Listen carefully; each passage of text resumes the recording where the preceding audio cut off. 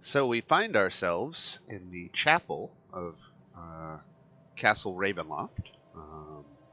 I believe, one of you had just picked up the holy icon that was on the altar, um, which turned out to be a magic item.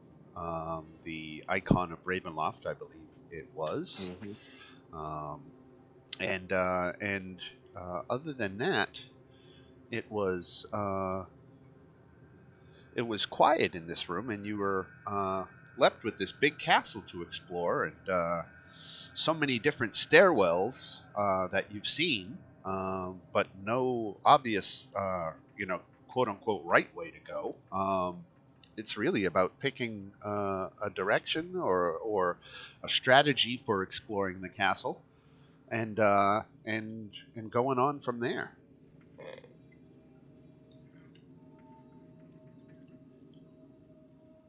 So right where you were in the chapel, to either side there were sets of stairs going both up and down.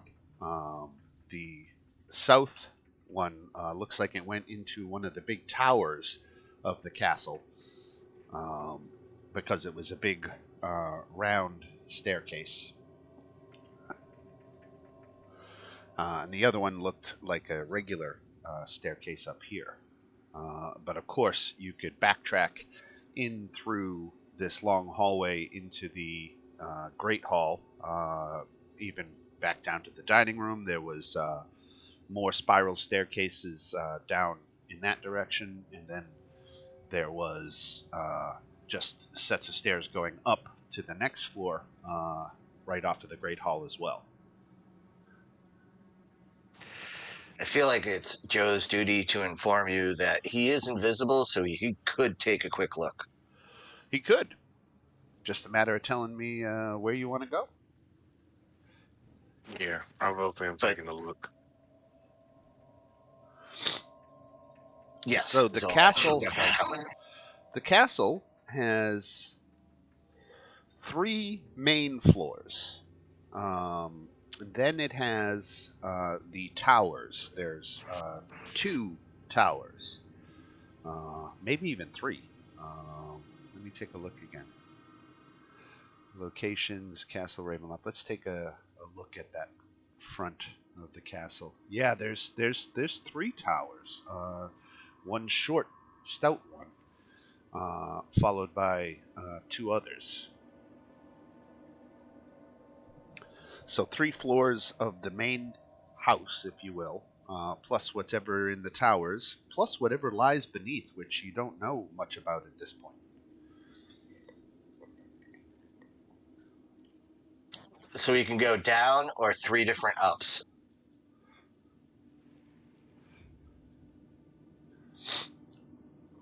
We'll call the ups small, medium, and large.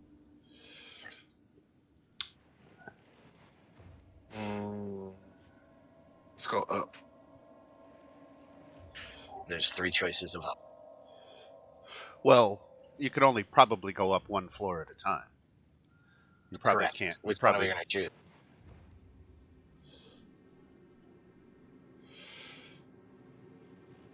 Is there a left and a right? Can you well, check this corner if you first? wanted to go up, you could certainly go up here. All right, let's just go.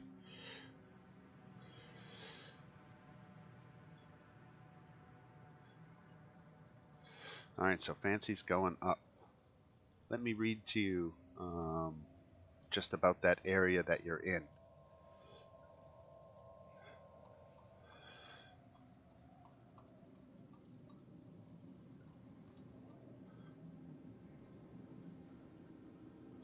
Okay.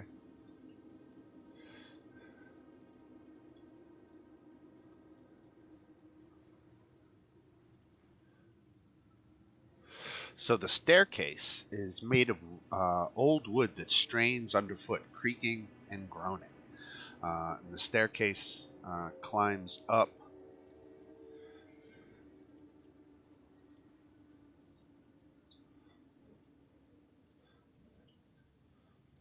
to K28.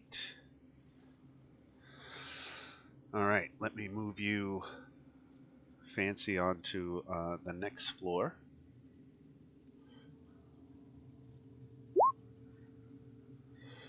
Oh, I moved everybody, didn't I? Yep. Damn it. Let's just move Fancy.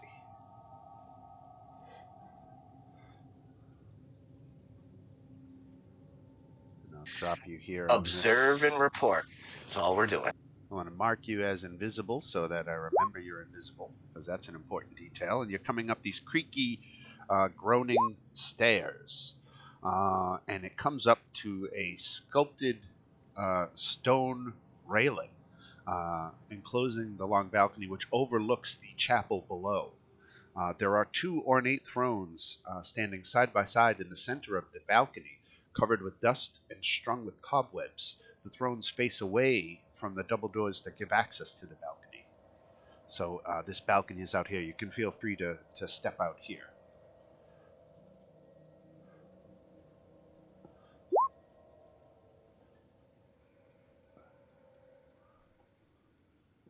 Oh my. So those are the thrones. That's the door. What's south? There are two bodies slouched in the thrones that remain motionless. Okay, I'm gonna go back and just tell the group that if you want to just move me back there. Okay. The balcony is 50 feet above the floor of the chapel, so those stairs took you up 50 feet.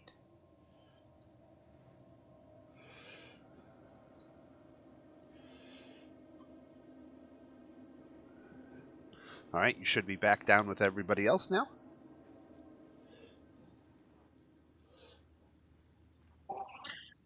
Fancy repeats what he observed in a report.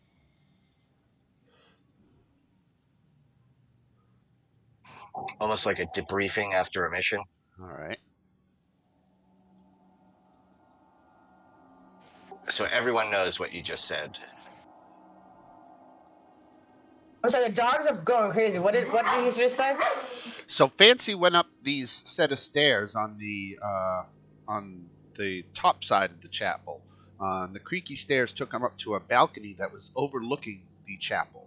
There were two thrones sitting on this balcony with two bodies in them. Behind that, there was a set of double doors leading out of the chapel. Were you able to inspect the bodies? Fancy turns to Zolan and says, "Hell no. Are you crazy?" Okay, all right. It was just a question. Simmer down.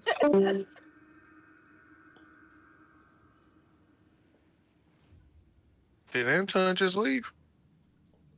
Did Anton show up? Yeah, he was in the chat. Oh. I didn't notice.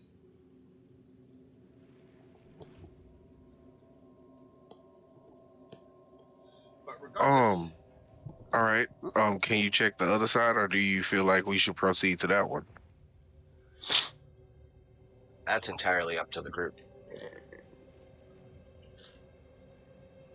What do y'all think? Whatever you think. I think we could go. We should go. We should go check it out. To this Yeah. body. All right. Let's Yeah, go check it out. go up where I Fancy don't- went. I can be stealth. I have advantage on stealth. Be quiet. Except for we got chain plate over here, so loudy pants. I'm sure everybody knows we're already coming.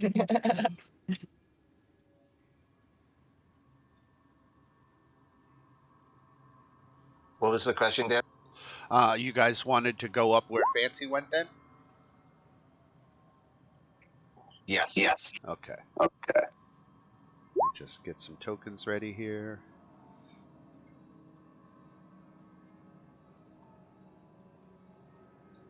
All right, up to the next floor, 50 feet up.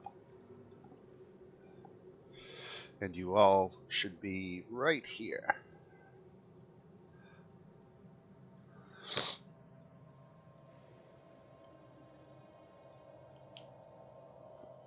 Fancy's gonna stay in the stairway.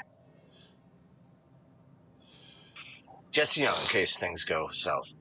And you have to concentrate on that, Bill. Okay, Uhtred, as soon as you get within reach of those thrones, the bodies in them do animate, and they reach out to attack you. We can roll for initiative. Nice. With the bodies. Let the bodies hit the floor, right? Oh,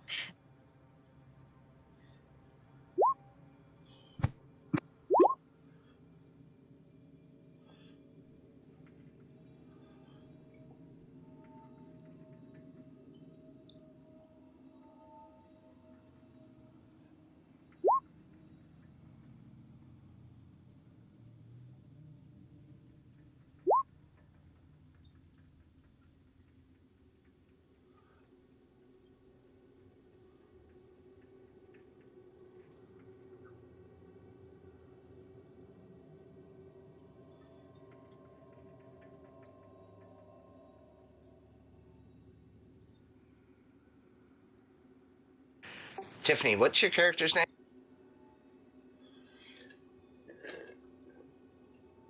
Essence is her name. Okay. Thanks. Sorry, I was muted.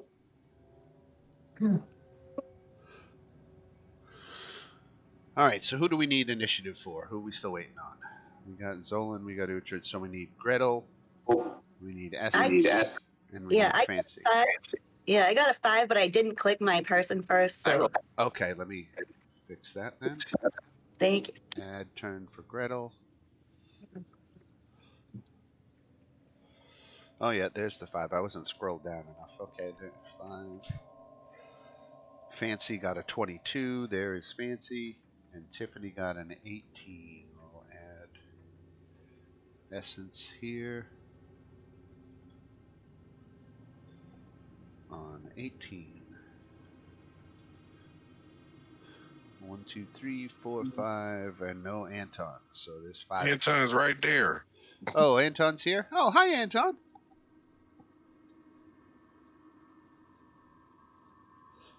I'm like literally just waking up, guys. Sorry. It's Welcome to the good. party, pal. All good.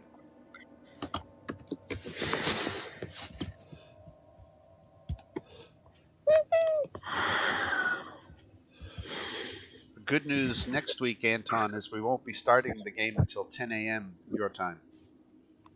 Sweet. As long as that's good for you. Yep. All right. He's just gonna stay out 3 hours longer.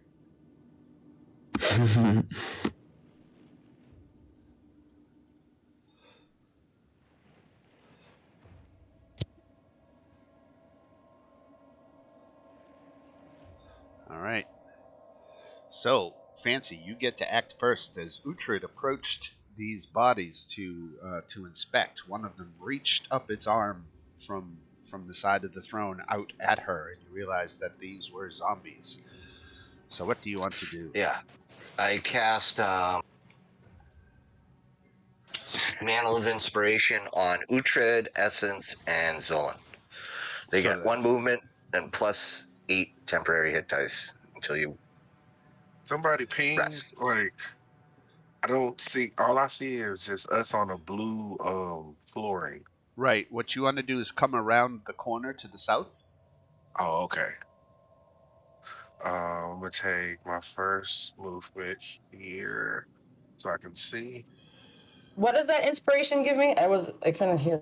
You get You 8 temporary hit points, and you can move without provoking opportunity attack. Thank you.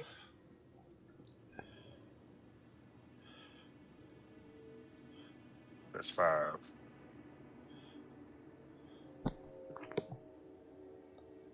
$15.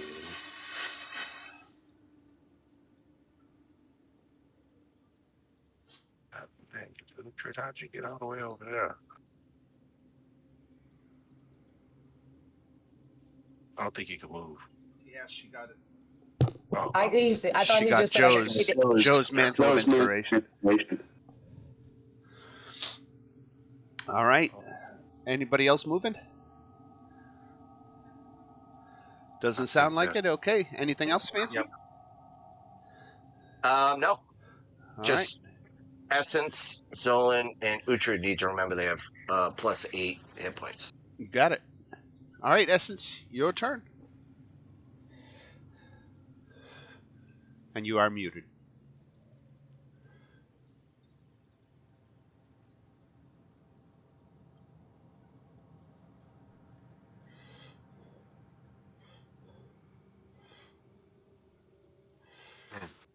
You are muted, Tiff.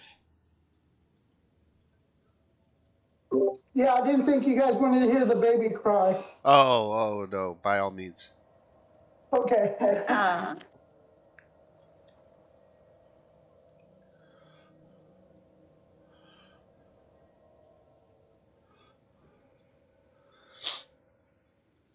So you move around the corner. Any further movement or action you want to take?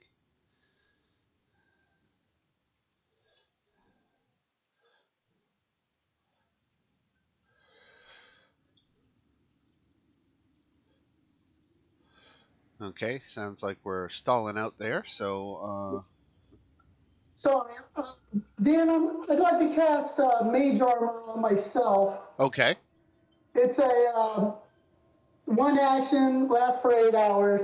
Just gives me an armor class of 13. a base armor class at 13 plus whatever your Yeah. dexterity modifier is, right? Right, yeah. Okay, so mage armor is cast. Is that a concentration spell? No, it's just a touch, and that's it. And that's it, right? That's what makes it so good, is it's not concentration. Yeah. All right. It'll be a 15 armor class. Excellent. All right. Very good. You're still in the stairs. Did you want to move out from there, or? I did. I just, we're going up this way, right? Correct. Right. I just didn't want to be the first person. Right. All right. This zombie here is going to stand up from his chair and begin to shuffle in your direction. Let me see. They're slow, so they've only got a movement of 20 feet. And we'll say standing up took half of his movement. So then he's got 5, 10. Still enough to get within reach. And so we'll do a 50-50 on who's getting attacked, and it's coming at Zolan. He makes 3 attacks, 1 with his bite and 2 with the claws. So here comes claw number 1. That should not be at disadvantage. That should be regular, but 18 hits for 5 points of damage. Here comes claw number 2. Hits for 4. And then finally, the bite misses.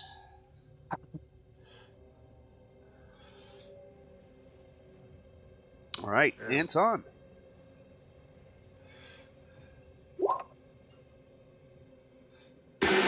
So, what's going on right now? Because I forgot. So you're coming up a set of stairs from the chapel, from the lower part of the chapel, and up the stairs 50 feet onto a balcony that overlooks the chapel. There's 2 zombies who are sitting in chairs who have begun to shuffle over and attack. So you are standing around the corner on the stairs from where the first zombie is. Okay, cool. So I'm just gonna move up to that zombie and smash it. Exactly.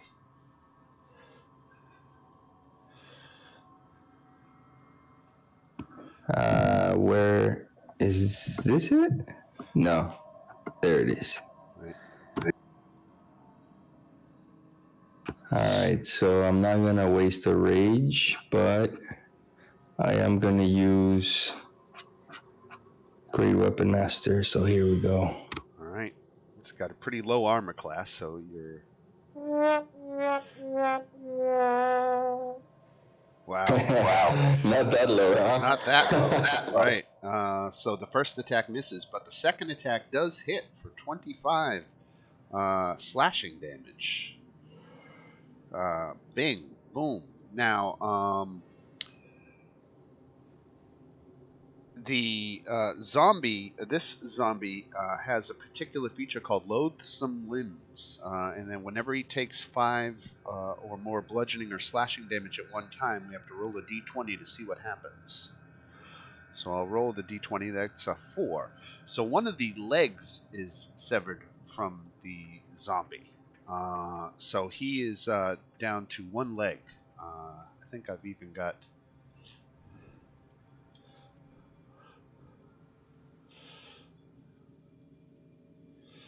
So we're going to put the leg on the map here, right next to you. You cut off his leg, and now this zombie leg is writhing on the floor, but still moving.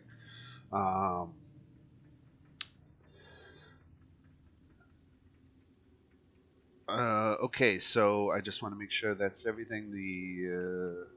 A severed leg is unable to attack, has a speed of 5 feet. The zombie's speed is halved if it's missing a leg. Okay. All right, and then we go to Uhtred. All right, I'm gonna throw a firebolt at it.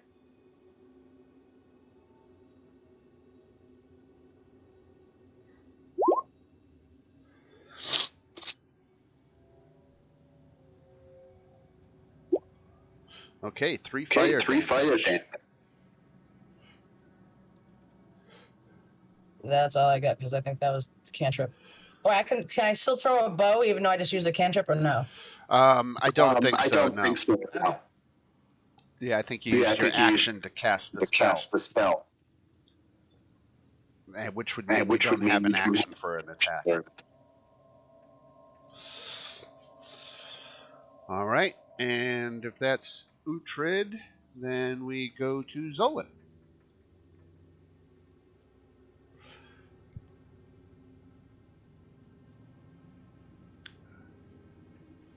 Zolan's gonna hit him with his sword.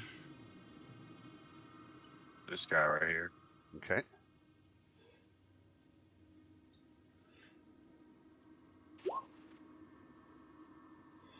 That hit. The 12 does hit.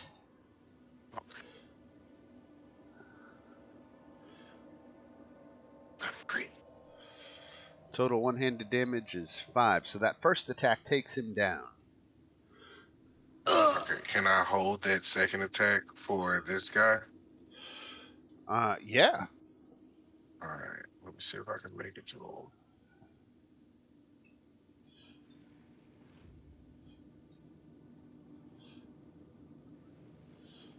I'm gonna hit him with that.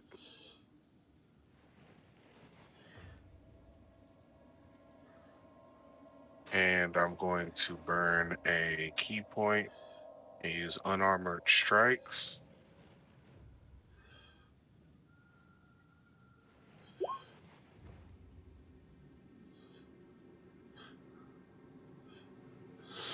Okay, so the Gotta be a queen. second sword attack hit him for 10 damage, Mm-hmm. and that was slashing damage. So we got to roll a d20 to see what happens. 11. A zombie arm is severed and lands on the floor next to you. Okay.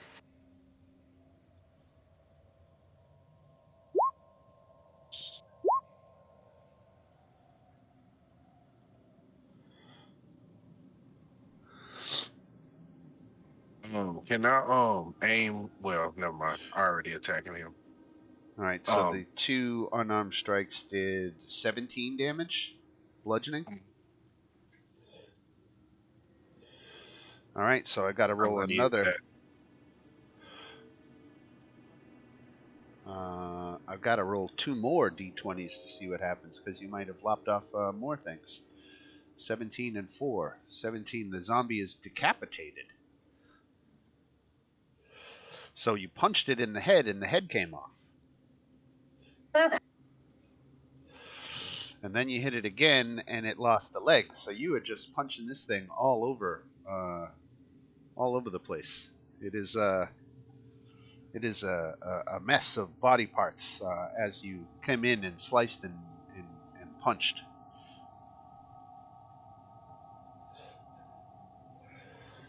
That's gonna end my turn.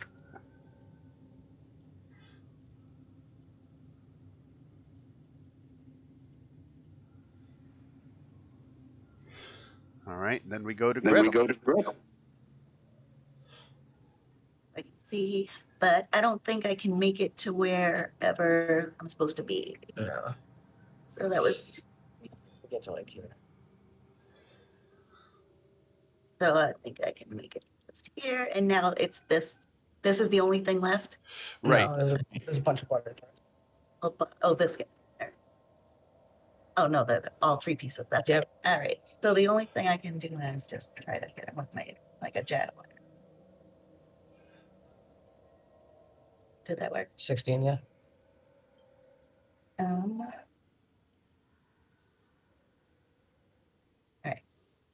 right. So first time using my little new thing. So 2 hit, I think 2 hits, and those are my damage. Right. All right. All right. And it's piercing damage, which doesn't trigger his loathsome limbs. loathsome limbs. He only has He one only leg has one left, or I left, guess he has or an I guess arm he and has a leg one leg. left. But let's see. But let's see. 10 points of 10 damage points of damage. is enough to take him out. When he reaches 0 hit points, all of his parts stop working as well. Yeah. All right, so that is not a ton of XP there, but there is 75 each.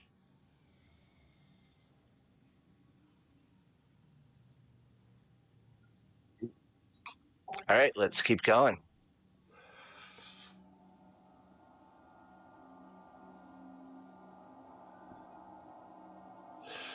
So really, there's only from this balcony you can either go back down into the chapel, or you've got this set of double doors behind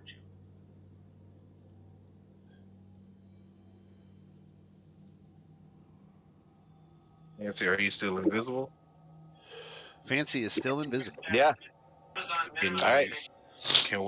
Can he peek through the door? Yes. Can you just bring me to the door? And I'll peek through it.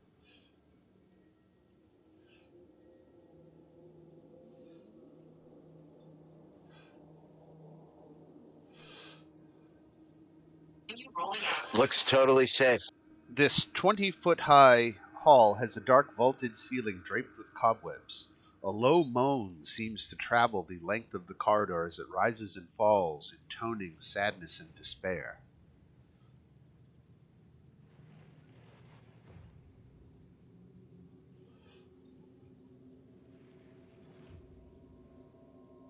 Do you want to go in? Yeah, dude. Wait, When I- I'm sorry. My wife was talking to me. What? So it's a big, long hallway with a gentle wind blowing through it. Gentle wind blowing through it. Okay.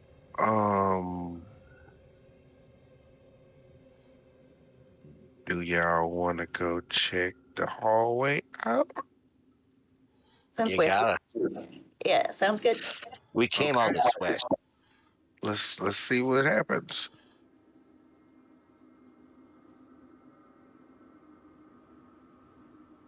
Do we just venture in? Go. Okay, Gretel, stop right there. Uh-oh. Everybody freeze. You hear a scraping sound of stone against stone, followed by the squeaking of a bat. In the direction of the noise, you see a fanged visage, outstretched claws, and the flapping black cape of a vampire bearing down on you from above. A deep, throaty chuckle fills the hall. Everybody roll for initiative. Good job, Gretel. Usually it's Anton doing that shit. Anton's a little slow today.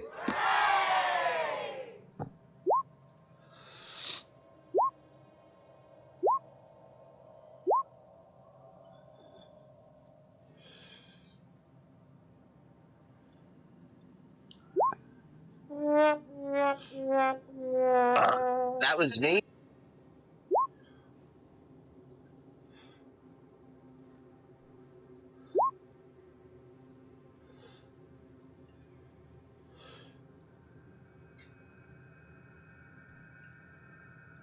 And Tiff got a 20.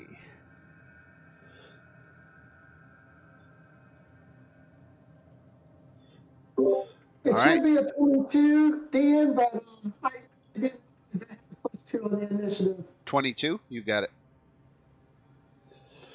All right. So Zolan, this thing is flying. This vampire-looking thing is flying above the floor, down the hall at you. Um, I'm gonna take the executive decision and say this is a good time, and I can see it's a vampire. Yes. Has it made it to Gretel yet?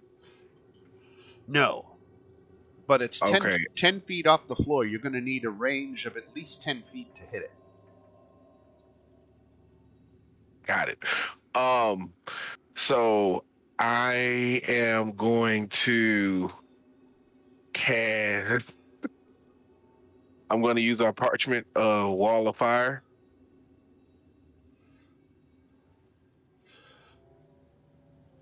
Okay.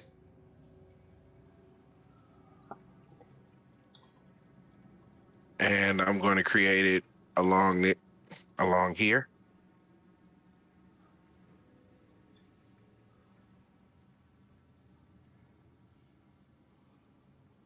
And it's supposed to be 20 feet high and 20 feet in diameter.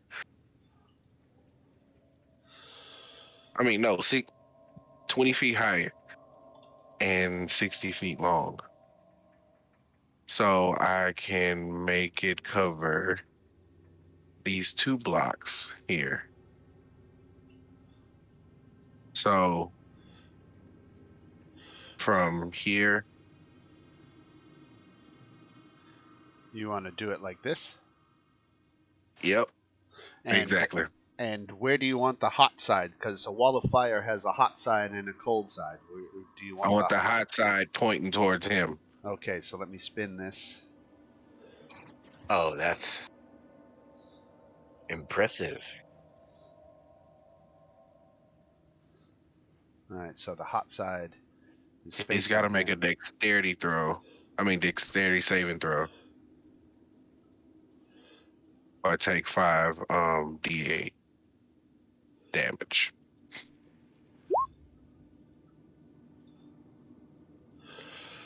Okay, so the vampire. How tall is that wall? 20 feet. 20 feet? Okay, so it's plenty Mhm. tall.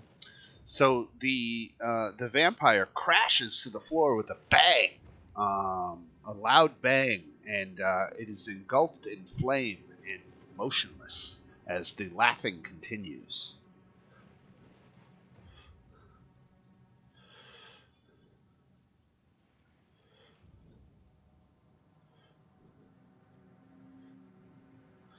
Anton. All right. So Anton's gonna come flying in. 10, 15, 20,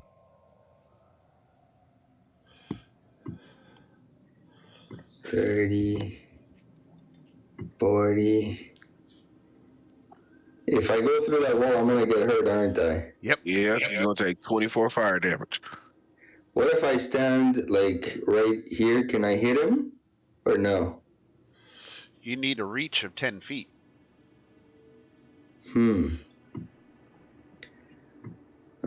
So I'm gonna stay back here and Isn't the pike or the blood spear, does that have range? I'm not sure if they do. Some might, but you'd have to look at the item. Zolan's gonna look at Anton and ask, "Do you have oil?" I don't think so.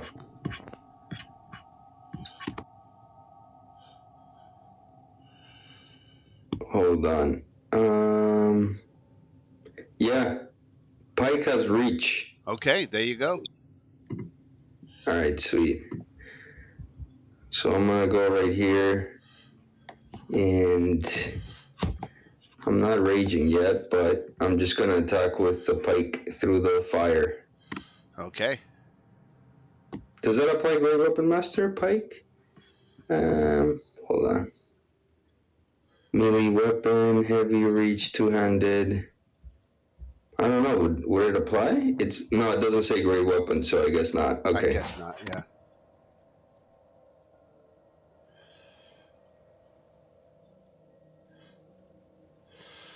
Okay, you stab at this thing and connects, and it doesn't even wince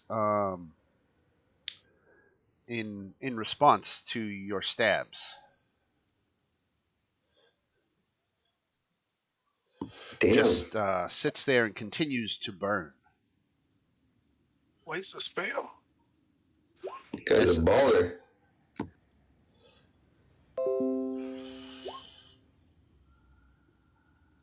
It just the vampire sits there motionless, completely motionless and just burning.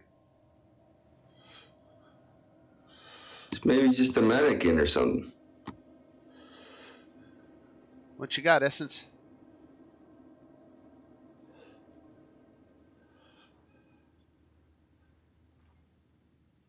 Dan, is this dude not taking damage from the fire? No, he appears to be burning. So he's just okay with this?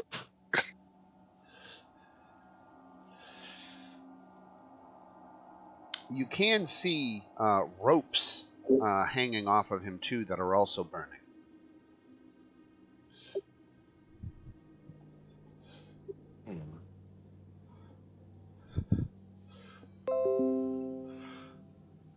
Are we setting him free?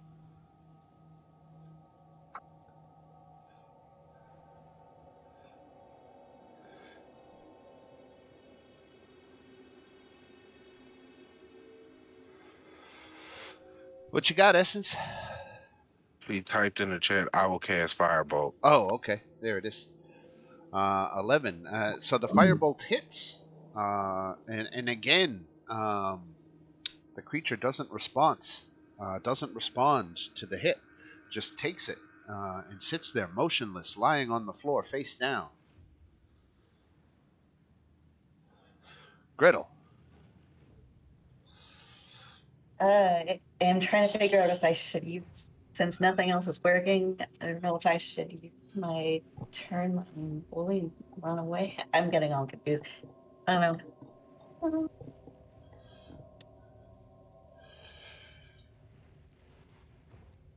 Nothing's working. So. You're like, What?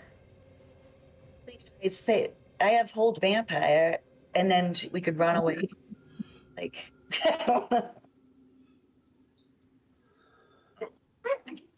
Okay, I'll just do the same thing as everybody. Let's do javelin. No, it's not going to do anything, but I don't know what else to do.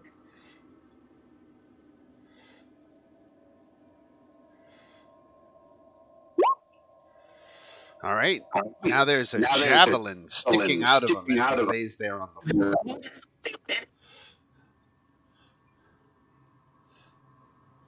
How big is your Yeah. sensor? It's like Well, 5 feet. it's on 5 feet, and I would just. You have go daylight. through- Don't you have something that gives sunlight? Don't you have something that casts sunlight? Oh yeah, the orb. Yeah.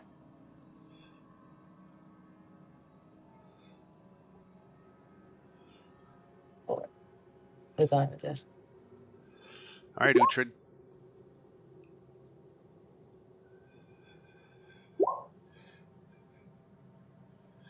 All right, so I am. Where am I? It's not done. All right, I'll just probably come in a little bit and hit him with my longbow. Okay. Shit. No, good enough. Was that good enough? That's good enough. Too good enough. All right. So this thing is laying face down on the floor, burning with a javelin and 2 arrows sticking out of it. Anton is stabbing it with a pike, and it is not moving or responding at all. So maybe this isn't an actual like him. Maybe this is just an illusion. Yeah, we just. Fancy? Just killed somebody. Possibly a construct. I don't know. You should just walk So up, see if it attacks. Well, you're fucking this guy up, and he's not taking any damage as Pass. far as we can. All right. This thing just lays on the floor, smoldering and burning. It is definitely taking damage. It is black and charred, and burning up good in the heat of the wall. But other than that, it makes no movements at all. Zolan.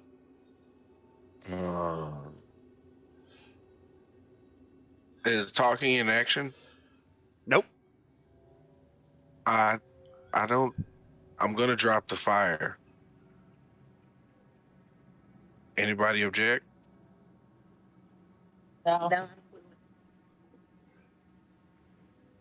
So yeah, I'm dropping the fire, and I'm going to approach it.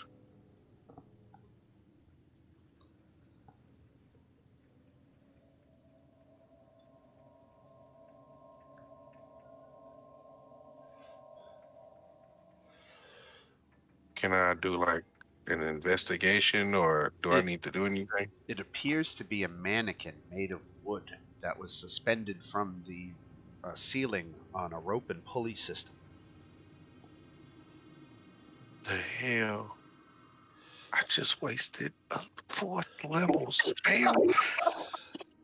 And that is precisely the point of it. Just get you to waste some of your stuff. Have you even seen Ghostbusters?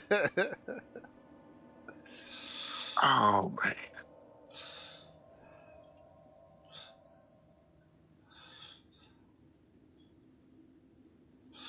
And you are left in the corridor with this smoldering mannequin and a set of double doors ahead of you.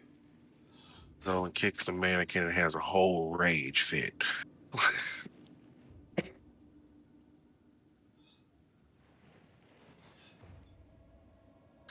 What's behind the doors? So Fancy gonna go up and invisibly open those doors? Opens into the next area. Let's see what that is. This area. The doors open to reveal another set of double doors, 10 feet ahead. Between the doors, a 10-foot wide corridor stretches north and south. At the end of each end of the hall is a human skeleton clad in rusted armor and tattered livery of a castle guard. One of the skeleton guards produces a dusty ledger that carries the title Wedding Guests, Sergei Vonzarovich and Tatiana Fedornova. The guard runs its bony finger down the list of hundreds upon hundreds of names in fading ink.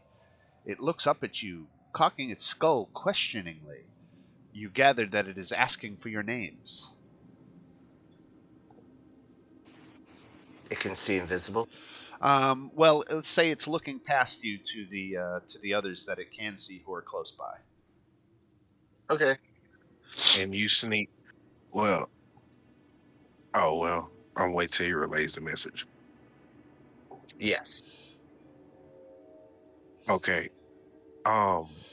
Do you think you're able to sneak over and get? I'm saying this quietly, obviously. And get a look at the book, and so we can get some names. Did you tell Anton? Selling fancy. Yeah, that's not really Fancy's bag.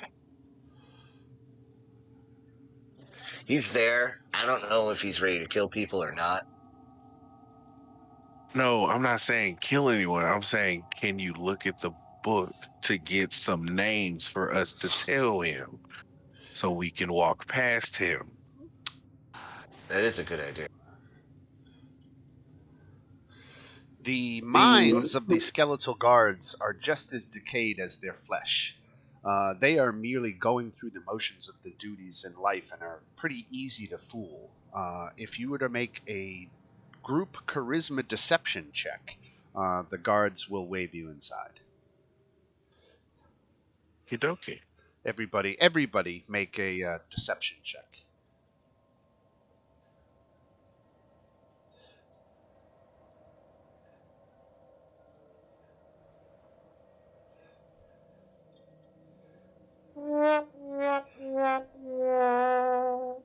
Okay, you only needed four successes. You needed more than half of you to succeed, and you did. So the guard salutes and waves you inside. He gestures that you can proceed in through the next set of double doors. You gonna open them, Anton? Do it.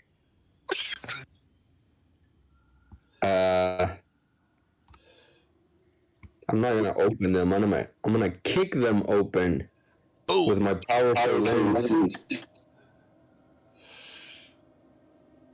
Oh shit! Shouldn't have done that. Dim light from the courtyard falls into this great hall through the broken glass and iron latticework of a large window in the west wall. This immense room is a place of chilly, brooding darkness. Empty iron sconces dart the walls. Hundreds of dust-laden cobwebs drape the hall, hiding the ceiling from view. Directly across from the window stand a set of double doors. That's what you're in now.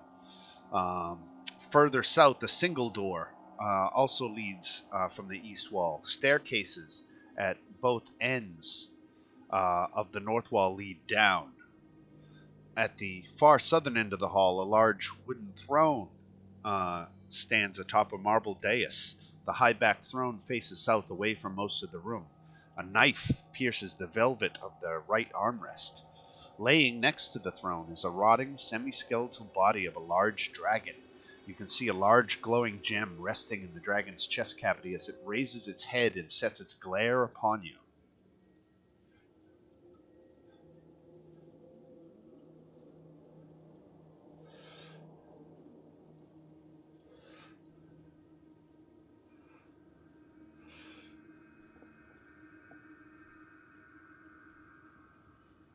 Damn, another crit. Nice.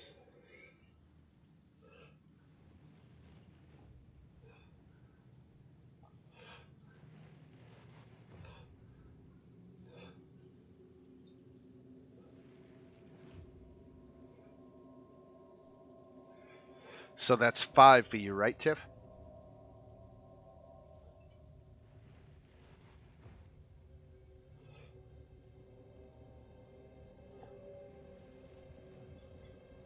Yes, that's correct. 2, 3, 4, 5, 6. All right.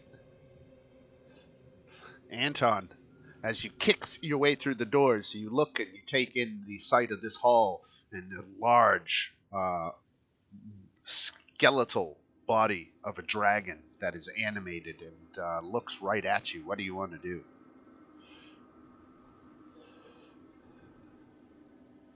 Well, we kind of look alike because I got the skeleton wings and shit. You do? So I'm gonna try and pull a fast one and be like, "Hey, cousin, long time no see. What are you doing in here? I'm a little bit lost. Could you help us out?" Let me see how smart this thing is. This thing's pretty smart. It can talk.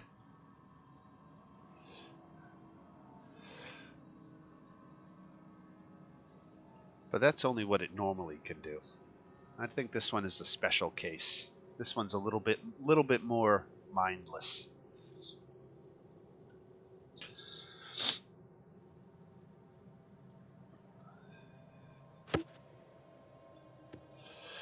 So unfortunately, it doesn't regard you anyway. It just stands up and begins moving in your direction.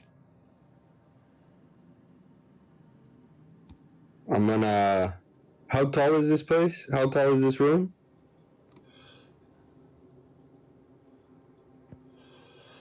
It's an immense room, and the we'll say it's at least 30 feet up. All right, Let me I'm see. gonna. We'll call it 40 so, feet. Call it 40.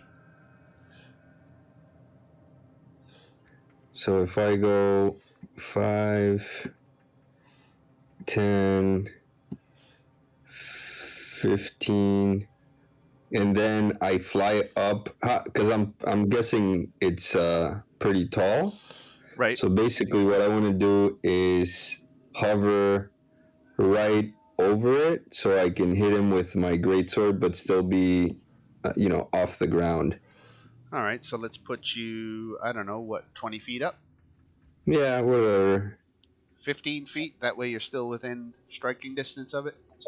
Cool. All right. And I'm gonna go into a rage, not a frenzied rage, just a regular rage, and I'm gonna hit him.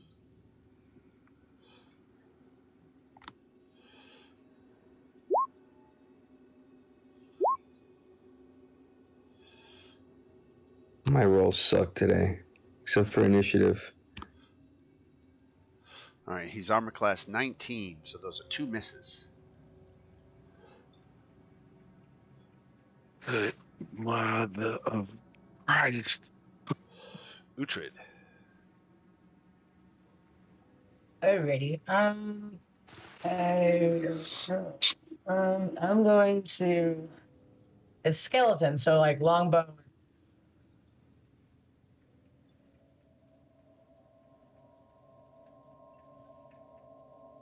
If I move in 30, the disengaged, how far can I move away? It's how much movement you would have left. So if you used all your movement to get up to it, you wouldn't have any left to move away, even if you disengaged. All right. For now, while I'm still thinking about it, I am going to hit with my longbow. So I'm just going to peek in and then pop out. 2 pot shots. Yeah. Until I think about it, at least. Okay, there's a hit for 10 piercing damage. And a miss. Okay.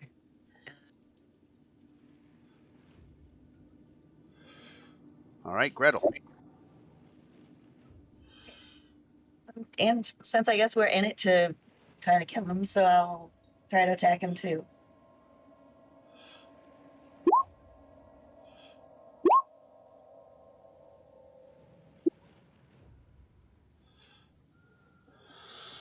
All right, so you're going to run up on the ground and get next to him and start attacking?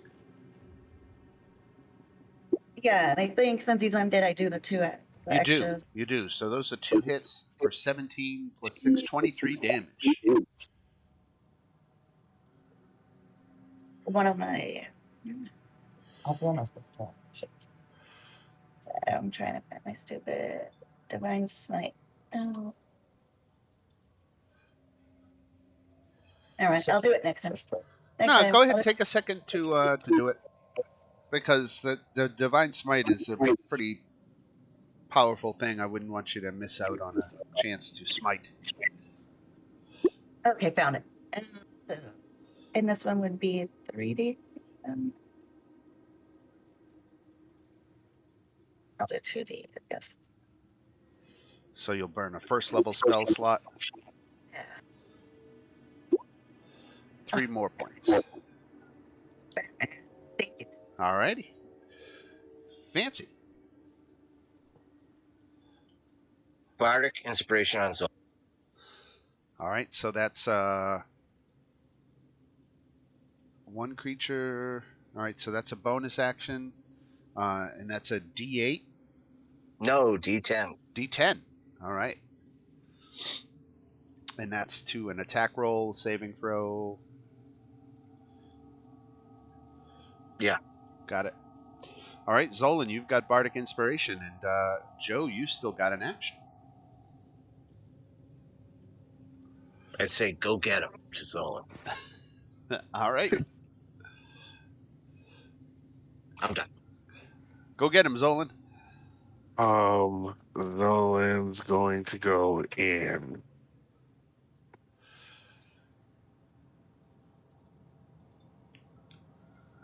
So I can see. Okay.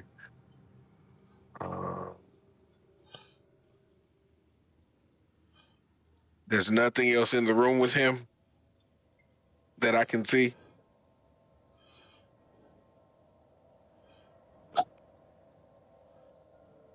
Hello? No, there's well, just the throne with the dagger sticking in the arm, but no other opponents. Okay. So I'm gonna go here. Would that be in flanking? I'll say yes. Okay. I am going to hit him twice with my sword.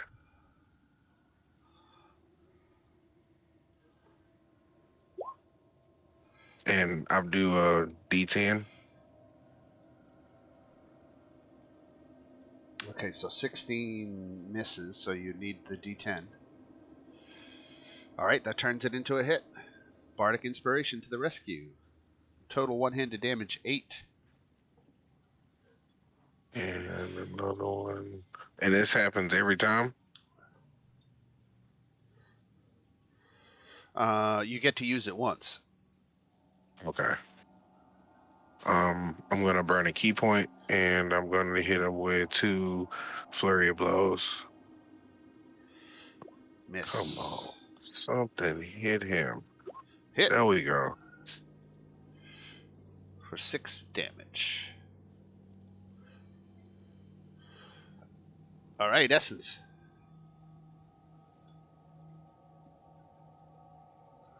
All right, let's see here. Where the hell am I now? Oh, I'm way back here. 1, 2, 3, 4, 5, 6. Okay, I moved. You want to use your action to dash and move again? 1, 2, 3, 4, 5, 6. All Yeah, right. I can do the skeleton. Okay, that's it. All right.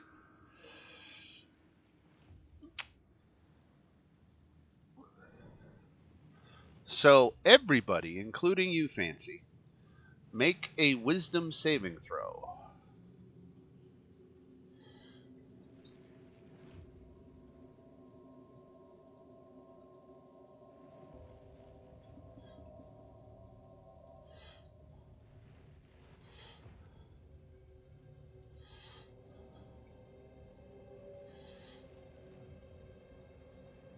Everyone?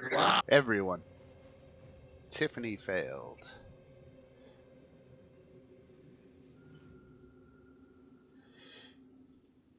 Anton failed. Oh wait, I can't be frightened if I'm raging. Okay.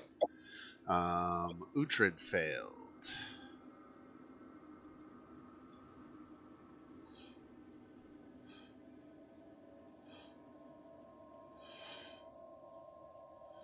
Everybody else made it. Okay. So, each turn he uses his frightful presence, then makes 3 attacks. 1 bite and 2 claws.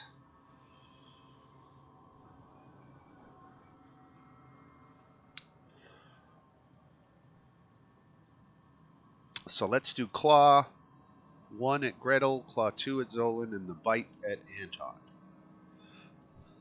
So Gretel. 25 hits.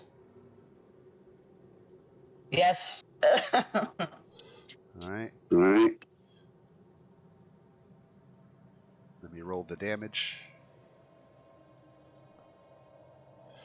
22 points of damage. Yikes. Oh, excuse Damn. me. That was wrong. That was wrong. It should have been 2d6 plus 7. I rolled the bite damage, not the claw damage. Let me roll it again. 12 points of damage, Gretel. Okay, thanks. Okay. Claw number 2 coming at Zolan. 25 hits. For 11 points of damage. And then the bite at Anton. 25 hits, and that was the 22 damage that I rolled. So 11 basically. However, you also take 1d10 lightning damage from the bite, so let me roll another d10. Because this is lightning damage, and I don't think you're resistant to it. Right. 3 lightning damage. Okay. Fancy will not have his security treated this way. All right, Anton.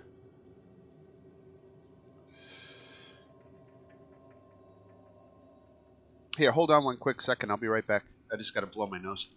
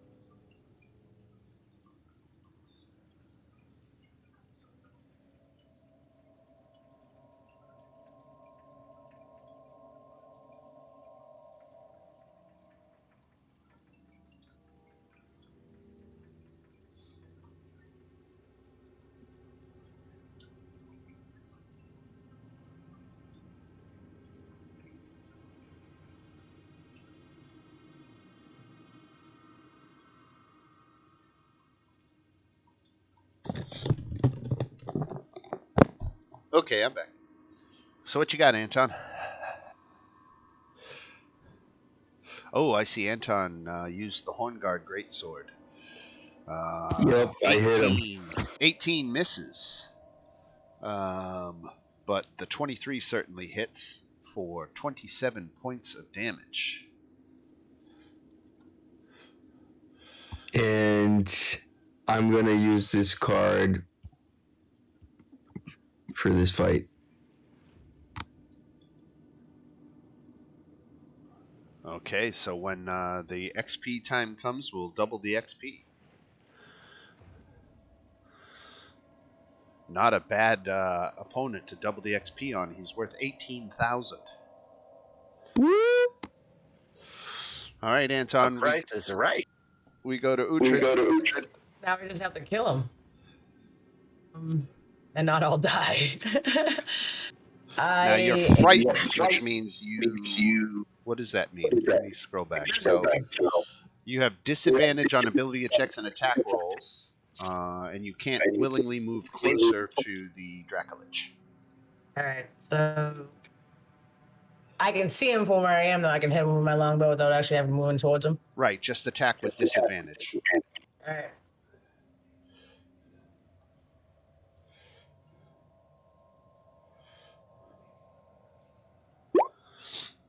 18 misses. Shit. 23 hits, though.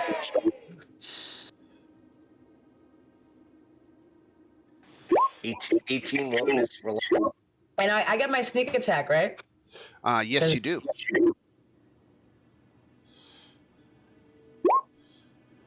Ew. All right, 10 points of damage. And yeah, I'll stay right here. And is that it for Uhtred? Yes, sir.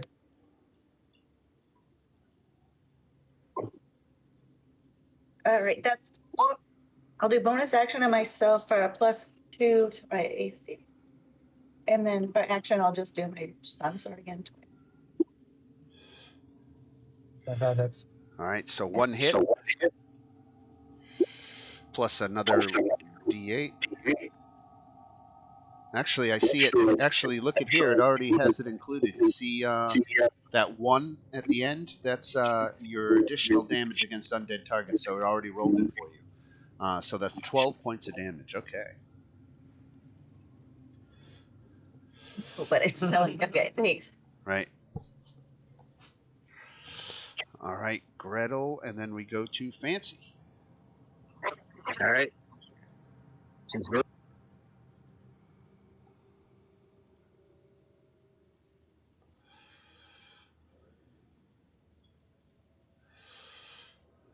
Oh, Fancy, before we continue with you, Uhtred, you get to make a saving throw against that fear at the end of your turn again.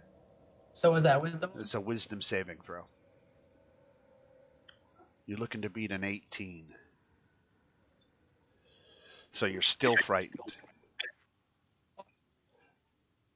Can you give me Anybody who made a successful save is immune to the fear for 24 hours. So everybody except Essence and Uhtred are immune to the fear. All right, Fancy, go ahead.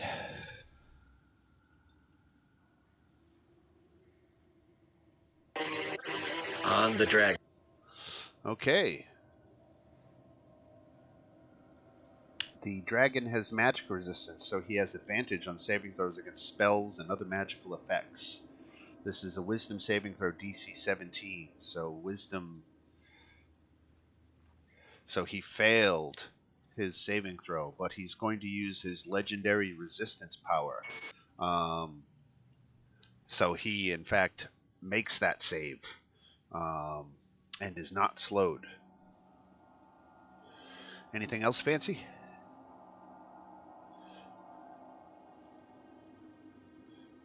No. Sorry to cock block you. Zolan. Yeah, I'm going to do the same thing. Hit him. I'm not invisible anymore. Thank you. Hit him with the sword. All right, Frostbrand hits and misses. One-handed damage 8. Okay, that's it for me. All right, Essence.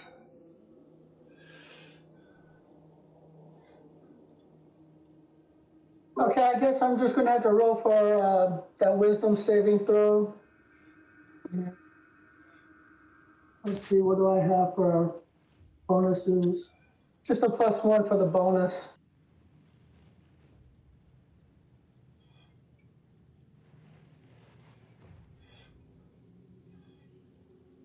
Roll to 20.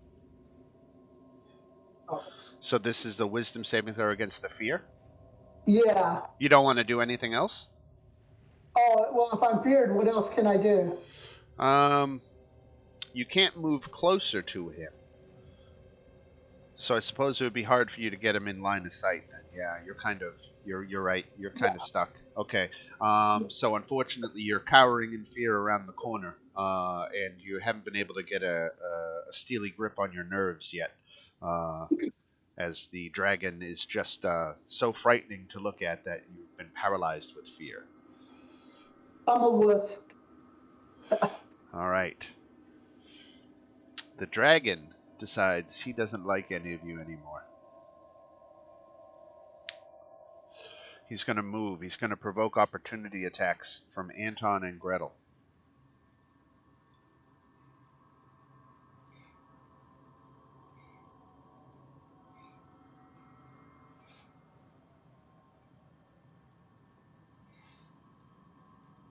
All right.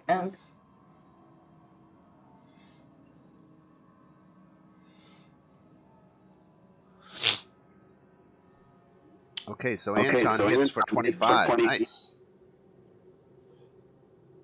25 points. Wait, he doesn't provoke one for me? Yeah, sure he does. And then Gretel hit for 18.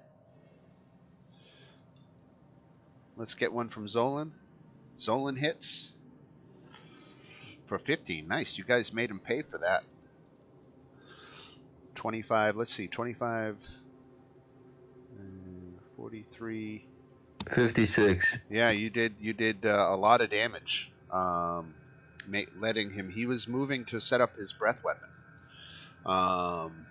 So now he's in position to do it. He's going to hit everybody except Essence. 1, 2, 3, 4, 5. Everybody except Essence is going to be caught in his lightning breath, which is a 90-foot line, 5-foot. Excuse me. It's not a cone. It's a 90-foot line. Oh. Yay! So it doesn't shit. hit Anton. It doesn't hit Anton, but it gets Zolan, it gets Gretel, Fancy, and Uhtred. It was like he just looked at, where is Fancy? Oh, yeah, it goes there. I'm kidding. It's fine. That's the line right there. So it hits the four of you. Anton is out of the line of effect, but everybody else gets his lightning breath, except Essence, of course. So everybody, or I should say Zolan, Gretel, Fancy, and Uhtred, make a dexterity saving throw. Does that say a DC 20? Gretel made it. Oh, Uhtred made it. man. Zolan failed. And Fancy failed. Okay, here comes 12d10 lightning damage. You ready? I don't have nothing that like helps you. Holy No, I take shit. half. I take half. Thank God I take half. Whew. All right. Fucking 12d10? If you failed your save, you take 63 points of damage. Oh, man. Okay, I gotta have that. If you made your save, you take 31 points of damage.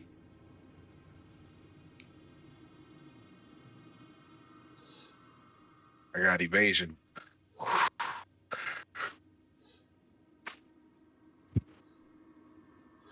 And his breath weapon does not recharge. That was pretty awesome. I think it's time to take a 5-minute break. Smoke him if you got him. All right, so that is what the Dracolich does on this turn. He moves, he gets in position, he unleashes his lightning breath. It does not recharge. And we go back to Anton. Anton's gonna fly. Fancy, are you down? rushing. Huh? Is I am Fancy not down? down. How many hit points you got? 7. Oof.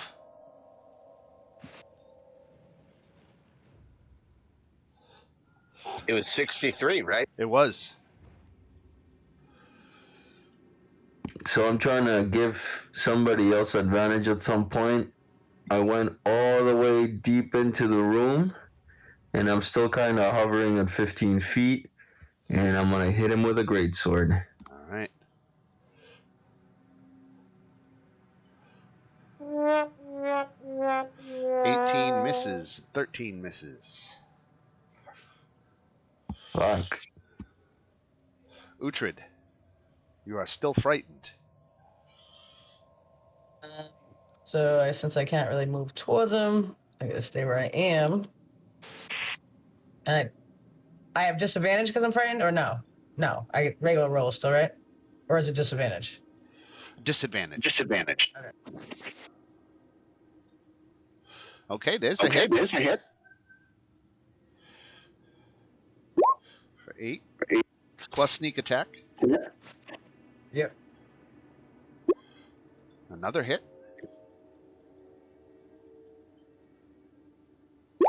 for 12. So let's roll that sneak attack damage. 24 altogether. Very nice. And can I like back up so that way I'm not in like his line of sight? Yes, yes, you can. Yeah. Okay. So if I go here, he can't see me, right? Right. So that takes you out of the line of sight of any future breath weapons. Thank you. All right, Gretel. So I'll move up and give him I get him. give Fancy 15 lay on hands. Dog shit.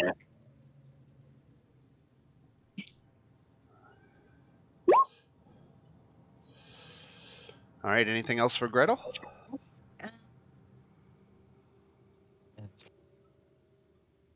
So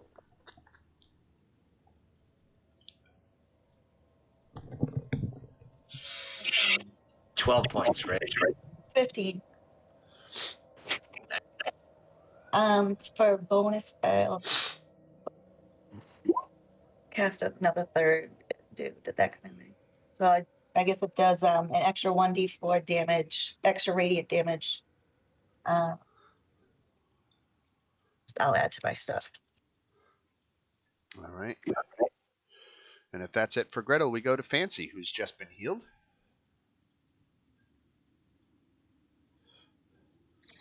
Uh,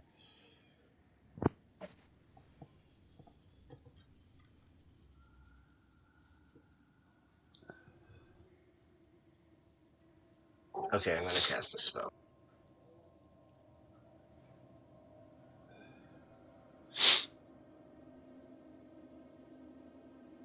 I'm going to try slow again. Okay. He made his save. So it does nothing. It does nothing. Zolan. So pissed. He's gonna move here to get advantage. Flanking, right? Yep. And he's gonna hit him twice with his sword. I just realized, well, I wasn't rolling that advantage. There you go. And a miss. One-handed 10 damage. Okay.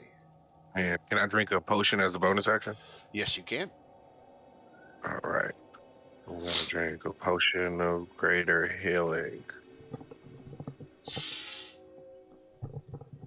19. That's what I'm talking about. All right. We in there. That's it for me. All right, then we go to poor Essence huddled in the corner. Really can't do anything to move to get him in your line of sight.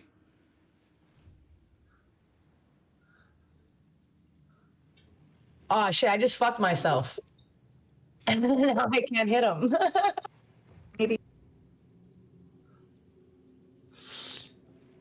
But he also can't hit you. All right, still afraid. Okay, boys, here comes 2 claw attacks at Zolan.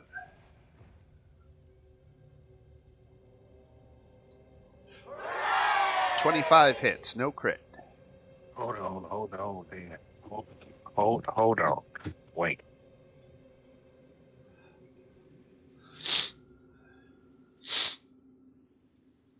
I cast my shield. So And that puts you at 25? it puts me at 22. Puts you at 22, so it still hits. Yeah, that hits. Okay. And then here comes claw attack number 2. 24, so that still hits. So altogether it's 4d6 plus 14. Quick roll, 4d6 plus 14. So Zolan takes, look at that, 25 damage. And then the bite coming at Anton. Hits for 2d10 plus 7.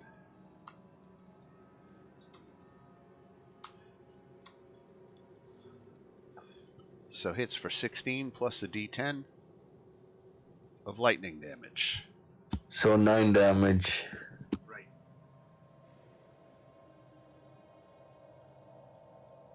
And we're going to see if that breath weapon recharges. It does not. Anton.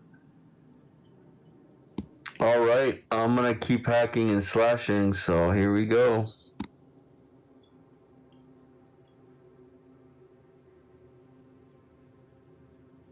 Hits. Fuck. This is 22 points of damage. Okay. Uhtred. All right, so I can't really do anything, so I'm gonna make my wisdom saving throw first and see if I can undo what's been done. Fear. Right. Yep, nope. I'm just gonna be cowering and crying in the corner. An unappropriate response when faced with an undead dragon. Gretel. 5, 10, 15, 20, 25, 30. I think that's as far as I can go. So that was my movement, and now I think I'll do my.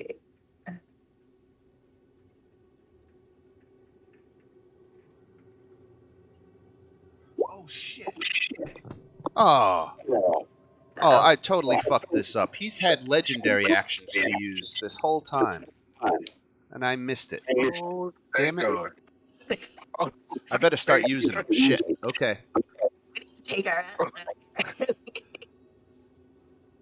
oh Lord.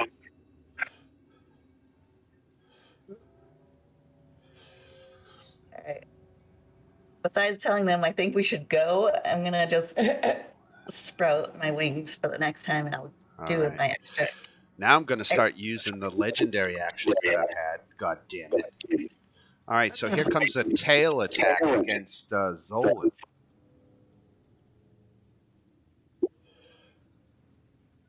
That hits. Yeah, that hits. 2d8 plus 7. 15 points of damage, Zolan. Stolen is down. Alright. Fancy. Fancy is like, it's like Saving Private Ryan when they were going on the beaches of Normandy. He is going to give Mantle of Inspiration to Zolan first. Zolan's unconscious. Yeah, picks him back up. Oh, eight temporary hit points. You're right. And he can get the F out of D. Who else is getting that mantle? Anton. And I guess Gretel, because Gretel's in the action. They all get +8 temporary hit points. Nice. And I'm going to cast Discordant. I'm going to cast a spell. Against the dragon?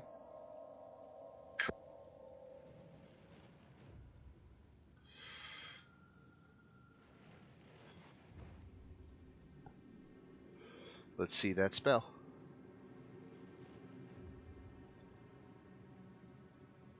Alright. Alright, he has advantage on it. So he didn't make it, but he's going to use his second legendary resistance to pass it anyway. So that's half damage on a save? Yep. And he doesn't have to run. Alright, now at the end of your turn, he's going to use another legendary action. I can't believe I haven't been using these the whole times. He's going to use Wing Attack. So he beats his tattered wings, and Zolan and Anton must make a dex save.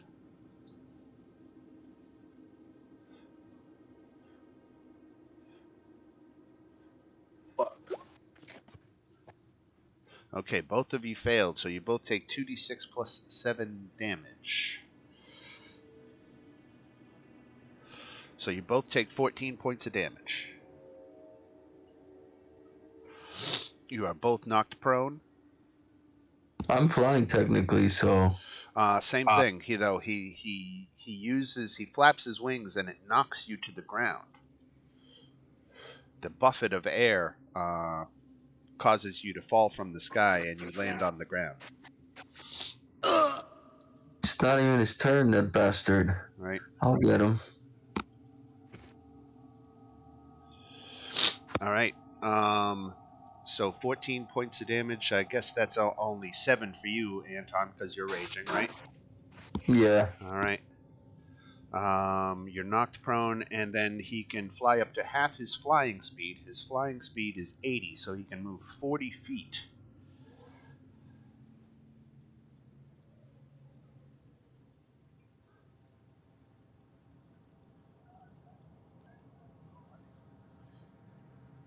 So let's say he goes over here. Now it's Zolan's turn. Zolan is making a death save.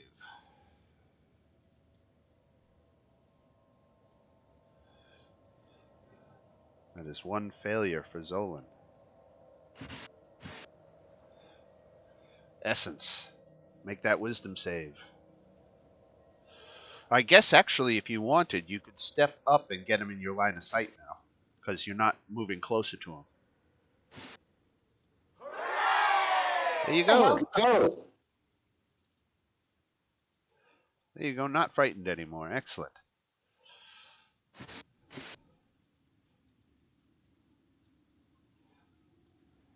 He's going to continue to fly. 5, 10, 15. He's coming over here. He's going to make a claw attack at Fancy. Fancy gets hit.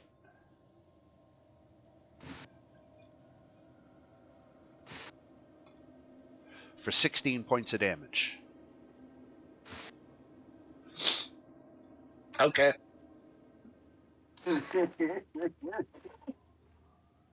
What's that leave you at? 6?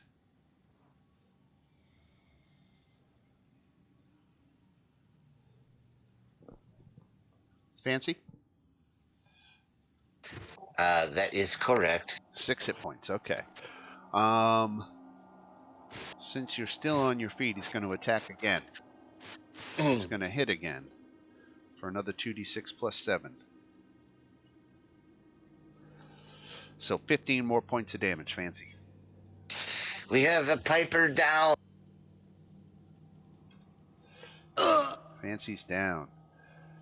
She's going to fly over here. She's got a bite attack left, and she's going to use that on Gretel. That hits you, Gretel.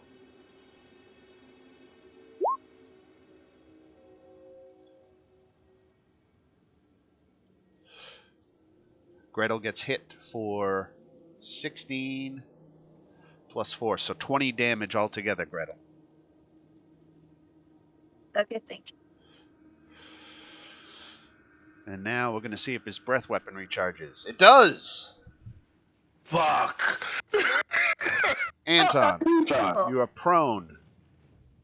So if I get up, how many points do how much speed? You have half your speed if you stand up. So I have 25 left. You ain't gonna make it, brother. 5, 10, 15, 20. God damn it. You just put us all in the line. No, 25. And I guess I can still hit him with a reach weapon, right? From here? Right?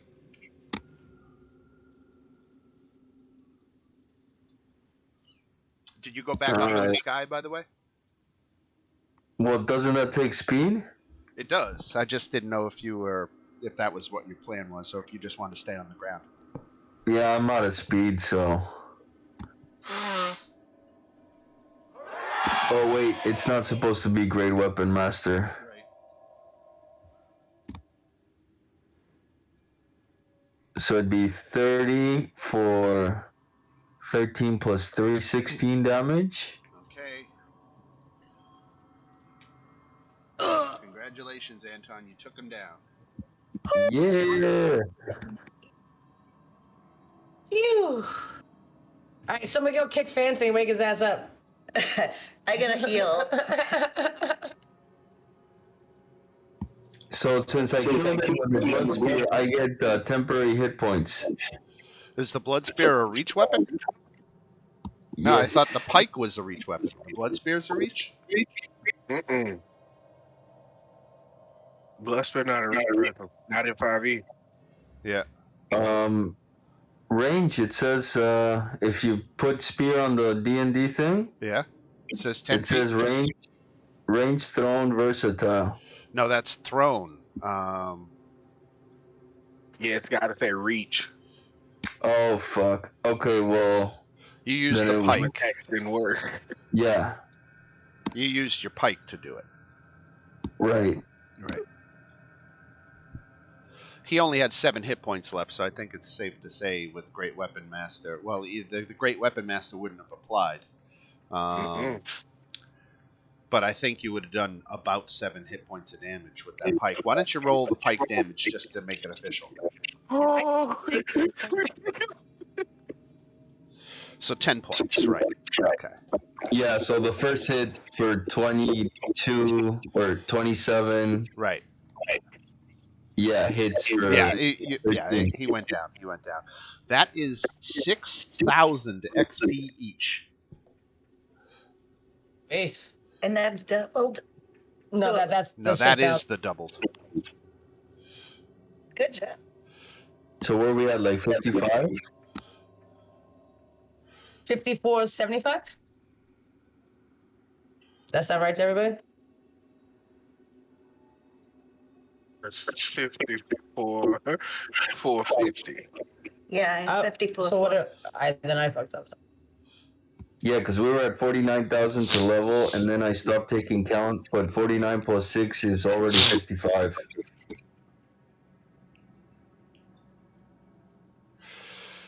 So there was this glowing blue gem in the middle of this dragon's chest. And now that you can get a closer look at it, you can see that it is a very similar gem to the winery gems. You remember the one you found in the Construct Winter Splinter, and again animating Baba Lasaga's hut.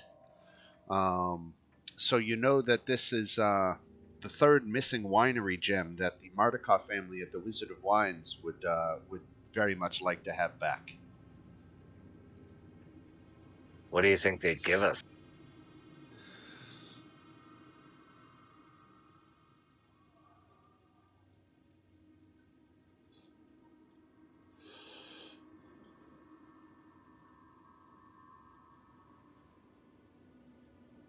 No idea. Fancy's knocked out anyway. And I get up. Yeah, you got 1 hit point now. Gretel gave me 10 lay on hands. Oh, okay. Then you got 10. Can I go over here and inspect the dagger? Yeah, absolutely. It is a magical dagger +1.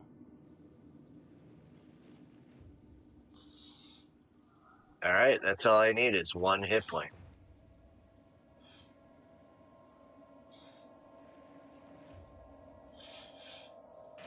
Let's Here, roll. actually, it's a little bit more than just a +1 magical dagger. Let me give you the full text of what it is. It's called a Balverzi knife.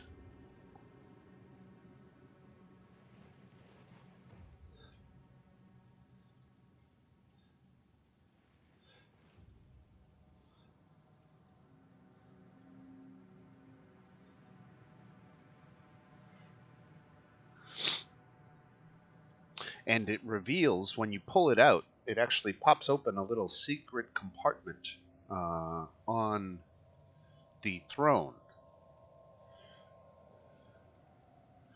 And you can see a little letter in there crumpled into a ball.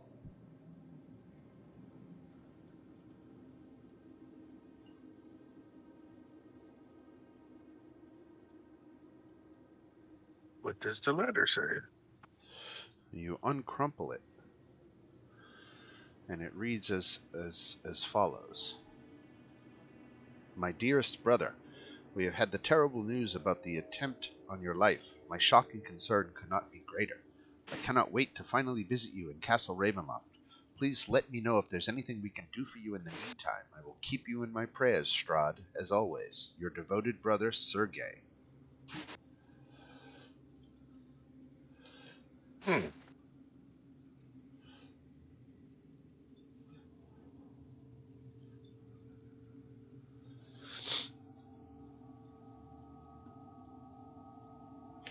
Who's taking the knife? I don't know.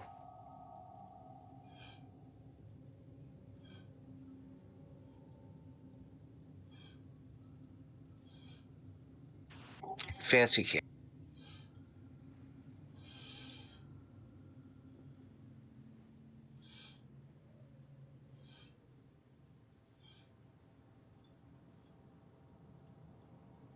So you're standing outside a door there, Anton. Let's open that door.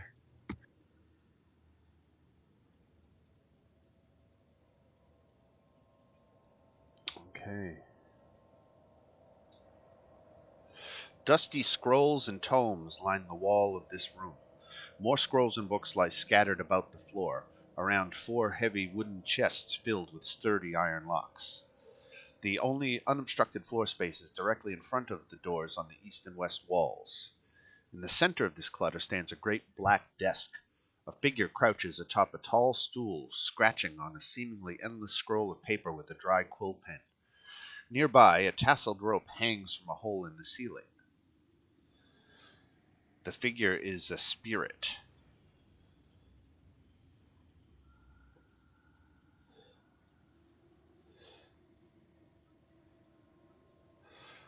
Hello, old man or spirit.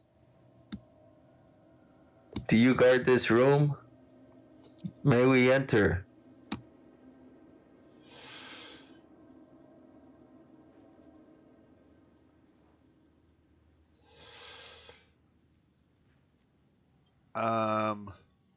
Yes, please just don't disturb anything. I have everything filed very particularly. Do you now? As no one tries to step over the empty spaces of the papers. What are you doing in here? I am, of course, the master's accountant, keeping track of all of his ledgers.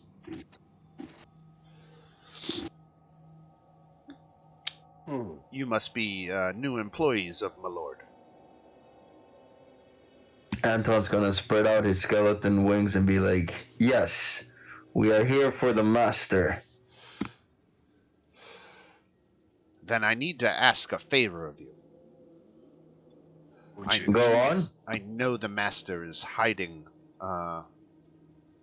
money and keeping it hidden, and I must account for it to do my job properly.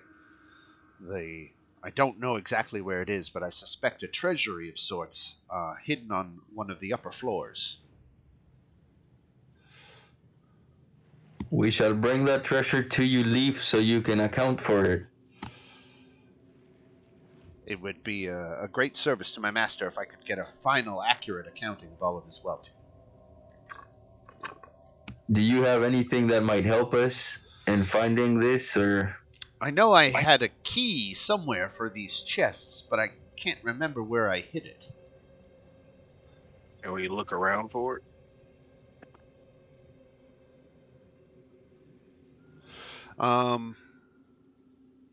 You'd have to spend. There's so much clutter. Looking for a little key in this is a bit of a needle in the haystack. You'd have to spend at least 10 minutes searching the room.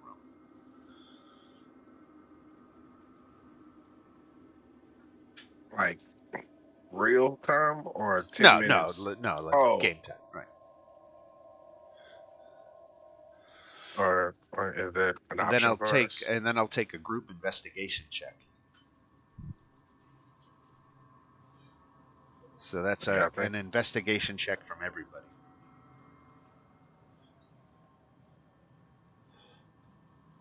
Two fails.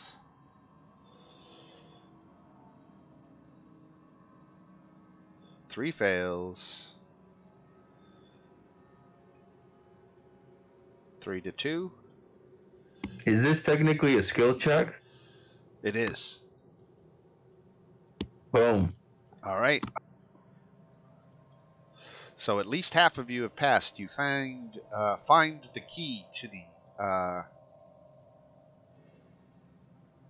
or excuse me, what do you find?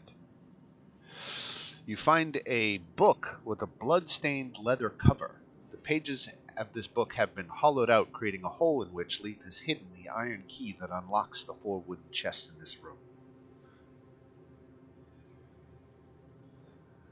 I'm gonna tell Leaf, we're just gonna check the chests and see what's accounted for.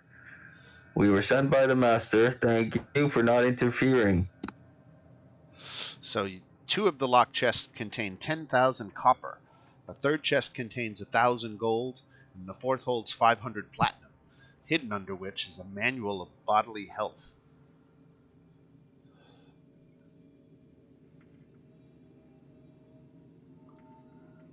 Wow, that's Yes, so yes, yes. tight.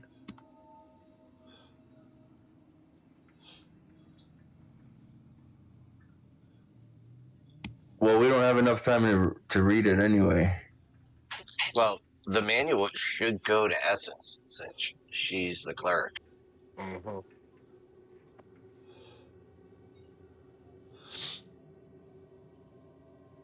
And then there's another door out of this room to the east. Leaf, what's behind that door? He says the stairwell leading up and down. Is it safe to take that route?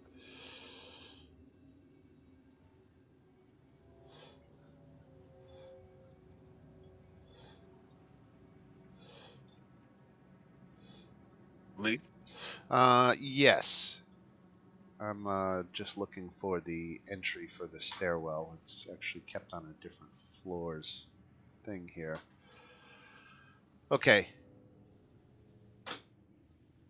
Yeah, you can follow the stairs outside that door. Either go up 50 feet to the next floor or down 40 feet to the main floor. You got to go up. Up. Sounds good. So We're going by Ghostbusters rules. you want to go with the south. The south tower stair is what this is. Does that say the fourth chest held 500 platinum pieces? Yes, it did. Okay. All right. Are you adding it to the party treasury? Or somebody Did we added take it? it? No, I don't think we should. Did we not No. take it? No, we didn't take it. But Zolan's gonna eyeball that chest as he walks out the door. I'm casting invisibility on myself.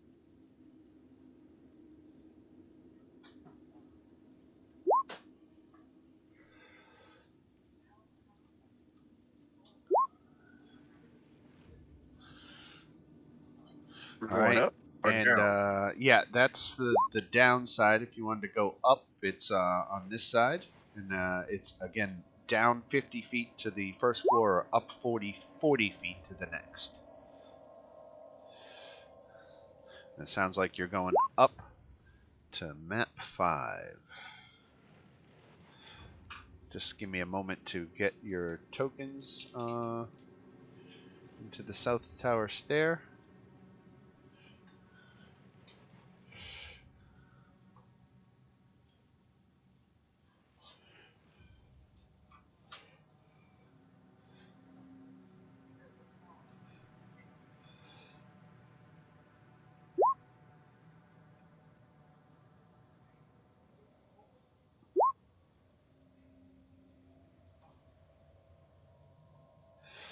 Uhtred and Zolan. Okay, here we go. Moving up to map 5.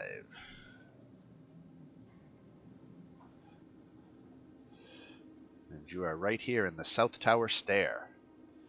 So the stairs go up that 40 feet to a landing in which there's a door, or the stairs continue up.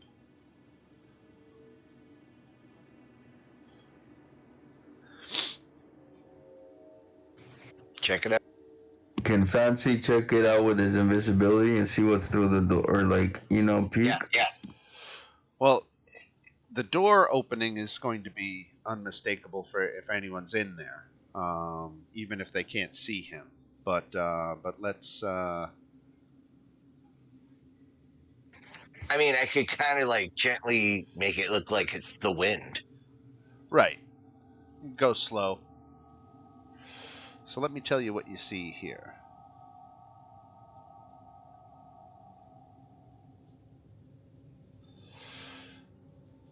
Okay, a door of delicately engraved steel stands at the west end of this short, dark hallway. Intricate detail stands out clearly on the door's surface. The door seems to shine with a light of its own, untouched by time. And flanking the door are two alcoves in shadow. The steel door is engraved with images of a human king in armor astride a horse, a majestic range of mountains, and shooting stars in the background.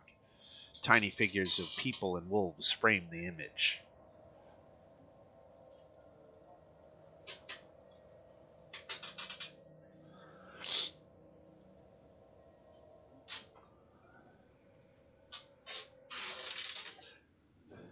Who went in? Oops. What do you think, Glenn? I was just about to follow. Yeah. I'm still invisible. Let's go.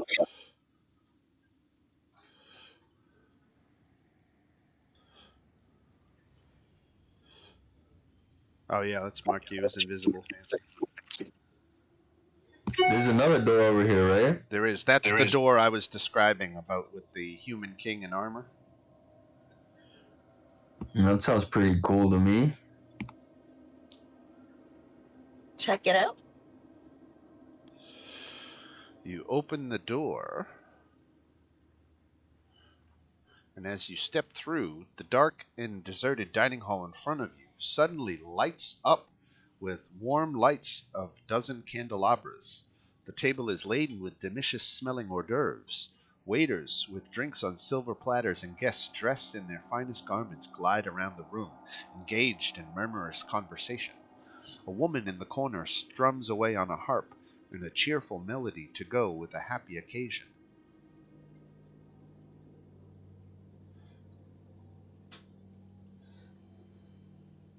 There's a girl for you, Fancy.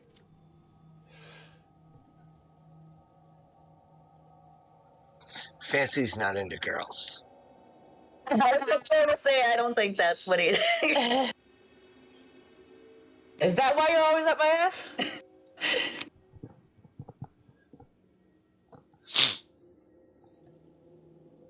Anton's just gonna pretend like he's part of the party and start dancing and talking with people.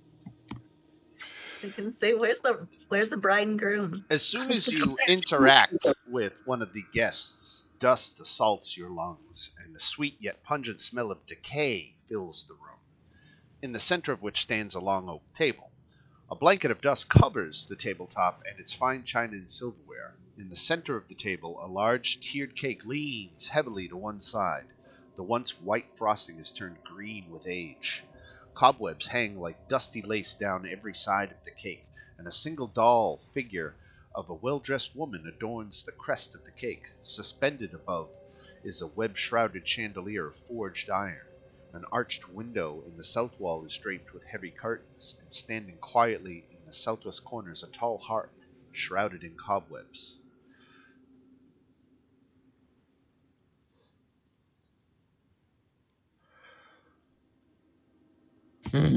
Let's get some What do you perception think? checks. Looks like Essence just took the head of the table. I saw nothing. So atop the Oh, I cake, gritted it. atop the cake is the figure of a bride, but there was no little figure of the groom. And Zolan, you found the figurine on the dusty floor.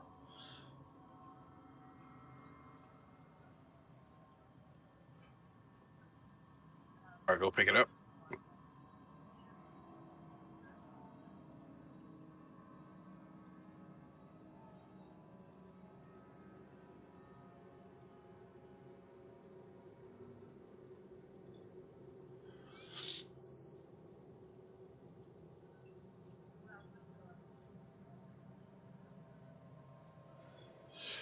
I'm sorry, Zolan, I didn't hear what you said.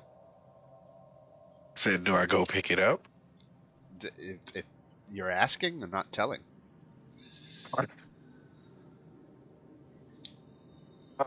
I'll go pick it up.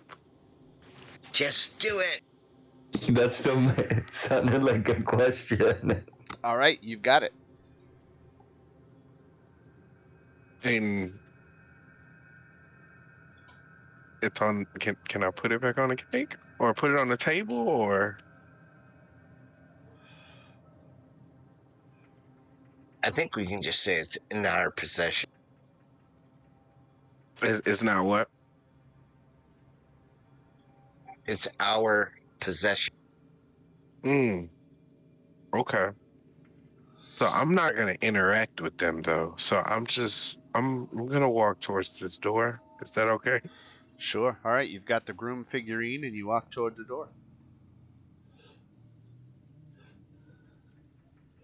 You gonna open it? You know what? I'm gonna put it on the table here. Okay. I'm gonna just place it there, All right. and then I'm gonna walk to the door. I feel like I shouldn't take that out this room. Okay. I love And the paranoia. I love the paranoia. and I'm gonna open a peek in this door.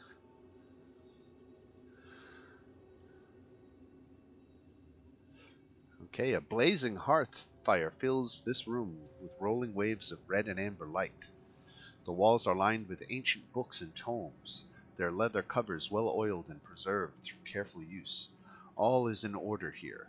The stone floor is concealed beneath a thick, luxurious rug. In the center of the room is a large, low table, waxed and polished to a mirror finish. Even the poker in its stand next to the blazing fireplace is polished. Large, overstuffed divans and couches are arranged about the room. 2 chairs of burgundy-colored wood with padded leather seats and back cushions face the hearth. A huge painting hangs over the mantelpiece in a heavy gilded frame. The rolling firelight illuminates the carefully rendered portrait. It is an exact likeness of Irina Kolyana. Rena, whatever happened to her? Where did we leave her? Isn't she with the Mad Mage?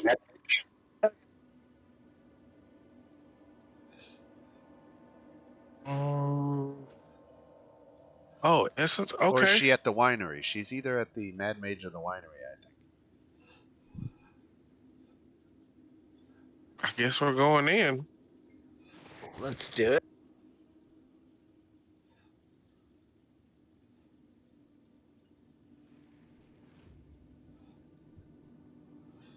Wow.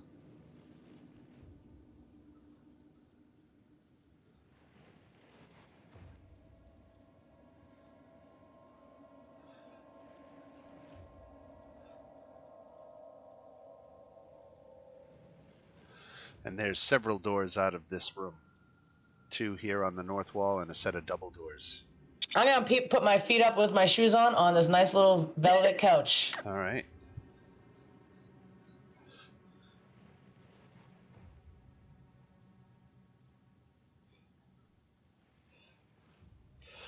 This is pretty good. All right, Tiff, I see you over there opening the double doors. Let me pop those open for you.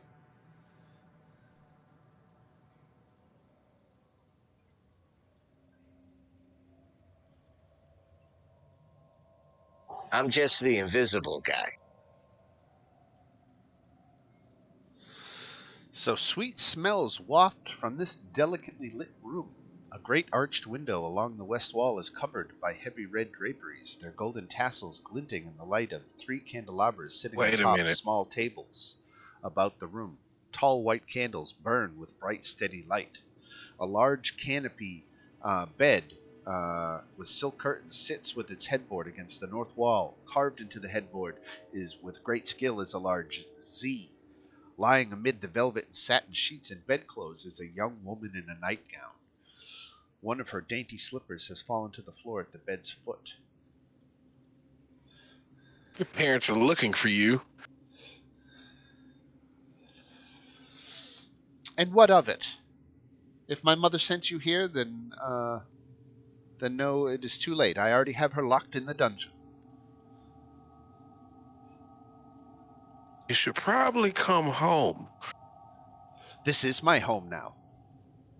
This can't be a home, because Zolan, dead why things don't you here. take a moment to explain who you think this is? So when we first, you remember when we first started the campaign, and so many people, we've been through so many people. Right. Um, Remember we Mad first Mary. I love this stuff. Yeah. The when we got to the first city, there was a lady there that lost her daughter, and Dan showed us a photo, and she's like holding this teddy bear, and she said that she went missing. So yeah, she belongs to the first city that we ever been to. Right, right. She is the daughter of Mad Mary of Barovia. Mad Mary was a woman who was weeping inconsolably, and it was her weeping which drew you to her. And she explained that her daughter had gone missing some nights before. This is precisely who it is, and Gertruda is her name. And she explains that she is no longer a girl to be controlled by her mother. She is a woman who can make her own decisions, and Lord Strahd has made her welcome here. And why would she ever want to go back to that horrible life of hers? Because your mom cares about you, and she's trying to get everybody to help you. Now, the circumstances that you'll remember of Gertruda and her mother was one that Mad Mary was so concerned about her daughter's safety and meeting an untimely end out in the world that she basically locked her in the house for her entire life and never let her outside. She's about 26 years old. And this is the first time she's ever really been out of the house because of her mother's effectively imprisoning her. So it's not a life that Gertruda is eager to come back from. She feels like she's escaped finally, and makes this plainly clear to you. Hey, sometimes you just gotta let people bump their heads. So, we're just gonna leave you here, let you be great. That's it. I'm not one to argue with children. All right, we found her. We'll tell her mom what she's at. We'll just roll out. Do we check out any of these books first? Yeah, we can. Just a quick.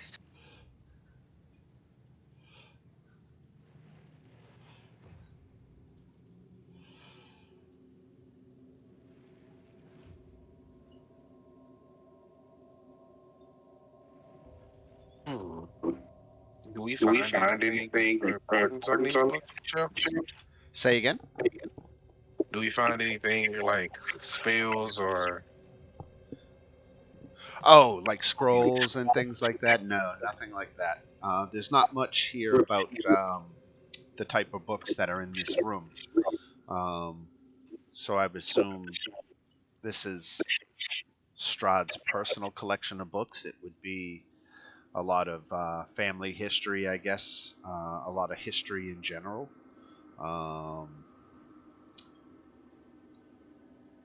But certainly also books on magical matters. He is a wizard. He studies magic now. So there's a good amount of that, but not usable spell scrolls and things like that. More magic theory.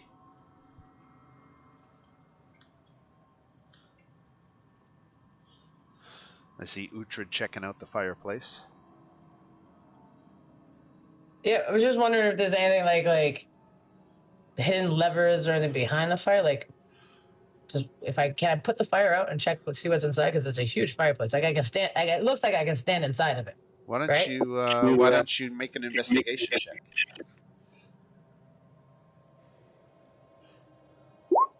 Excellent work. So you pull the poker from its stand, and a secret door was revealed at the back of the fireplace, but the fire is still burning.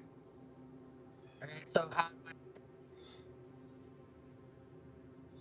Anton's gonna bat his wings and turn the fire off. you mean air to a fire? Usually wind makes the fire spread. Yeah, acting like a big bellows, right? Is that a magical fire? I'm going to go ahead and crack open that door.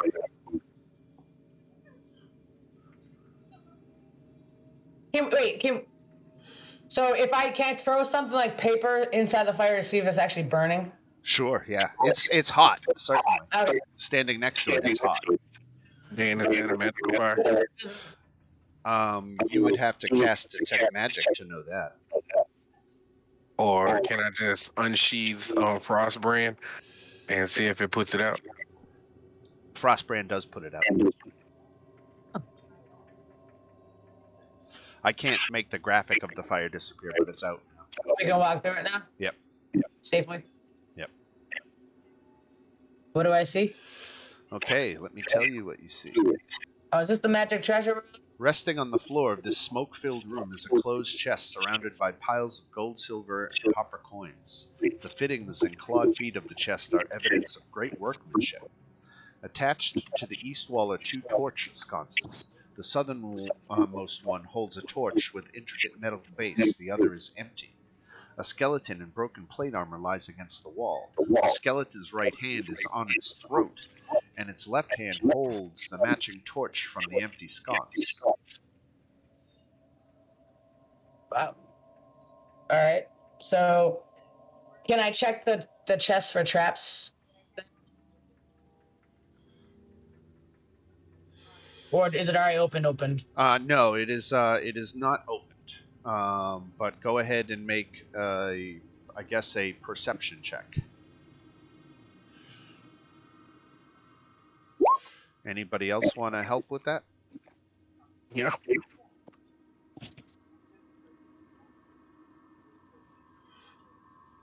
So you can roll again, I guess. Okay, so I'll roll again. Okay. Ew. I'm better at investigating than perceptions. Okay. You do My see passive is 19. little holes drilled at regular intervals around the lip of the chest. They're very discreet. They're Don't meant touch to that not chest. be noticed, but you can see that there are holes. Like someone's gonna be poking out of it. Don't touch that chest. Yeah. Let's leave that chest. True story. But is this the chest that the guy made us go look for? What's his name? The human guy or the human-looking guy? The old guy? Probably. Is this that chest? Do we think? Are we supposed to carry it back for him? I don't- Like you promised? We shouldn't touch it, just tell them where it is. That's a true story. Yeah, we put the fire out. It'll be straight. You walk up, we'll float up here and check it. Yeah, all right. So what about the sconces again? One of them is empty, and one of them is got an iron torch in it. But that's all. So can I check for another secret door? Yeah, go ahead and make a perception check. Perception or investigation? I'll let you choose. Thank you. Nice. Okay, so you do find a secret door. Nice.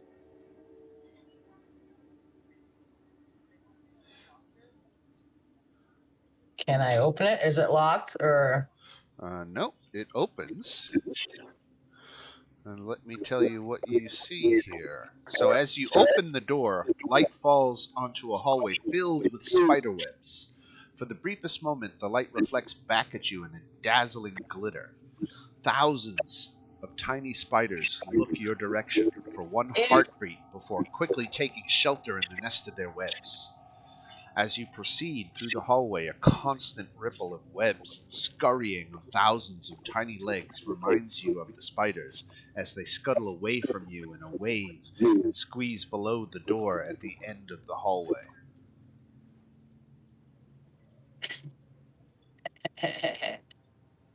All right. So what do you guys want to do? Are you all just following me blindly, like like know what I'm doing? Hells yeah.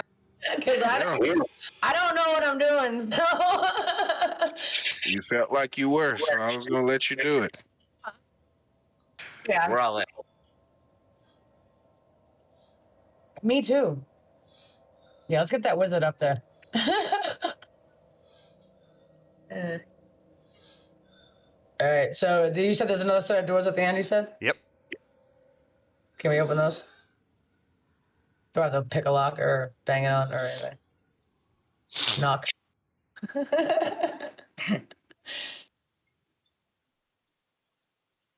Okay, I'm just reading ahead for what's in the room so I know what you got ahead of you.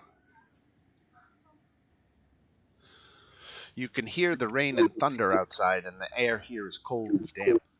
Veils and curtains of webbing fill the room, making it hard to gauge its width and depth. A single narrow path leads to the dark center of the room where a rope dangles from high above.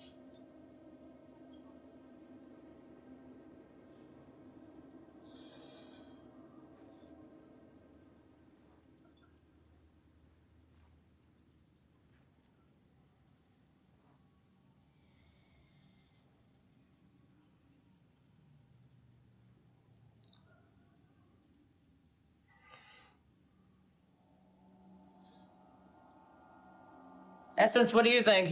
Since you're right next to me.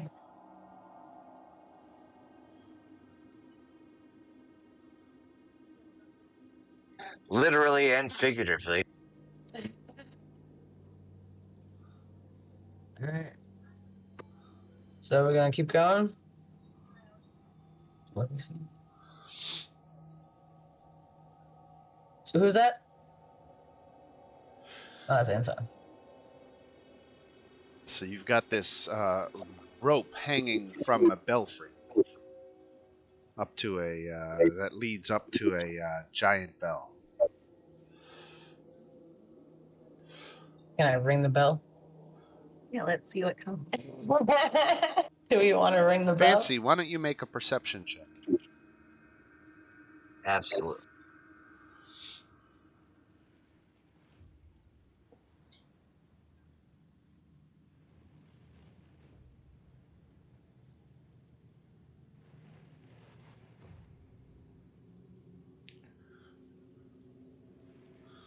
All right. Through the webs at the of this wall, you see a faint outline of a door that appears to be made of iron, but with an irregular surface texture. A closer inspection reveals what appear to be faces with closed eyes and mouths embossed on the door.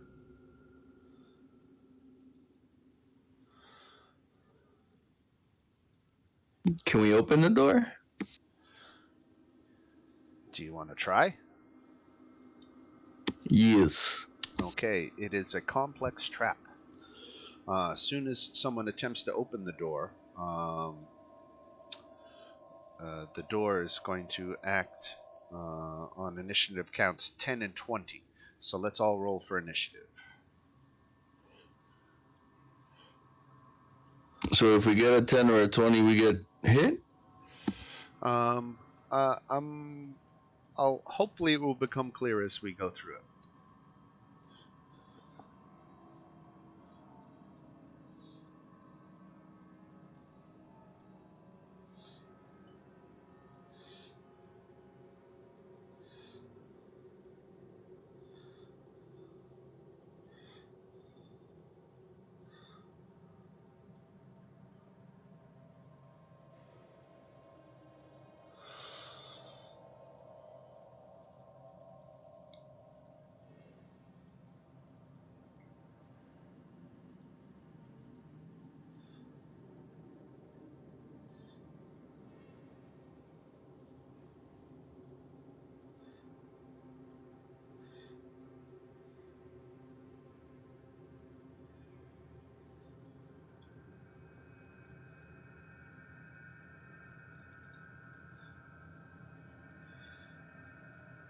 All right, and Tiffany, I gotta add you. So before you roll initiative, try to click on your token, and that will automatically add you to the initiative order.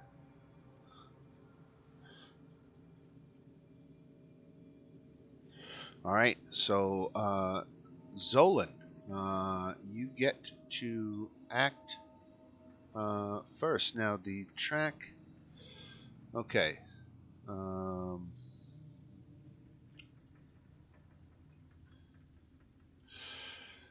Attempting to open the door, whether by mundane or magical means, triggers the trap. Once a character starts to interfere with the lock, have everyone roll initiative. Run the trap like you would a legendary creature in combat, triggering its various elements as the party's efforts to bypass the trap unfold.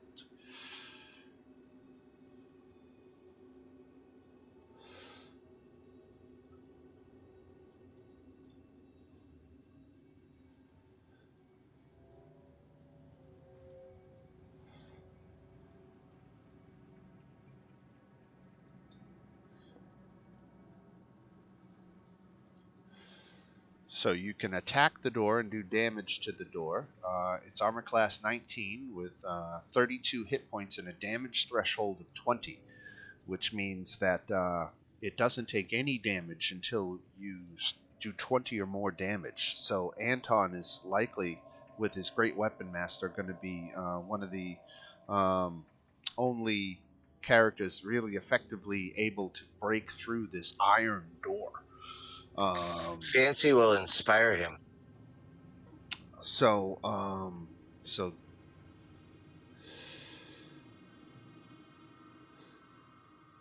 trying to find what happens when it activates.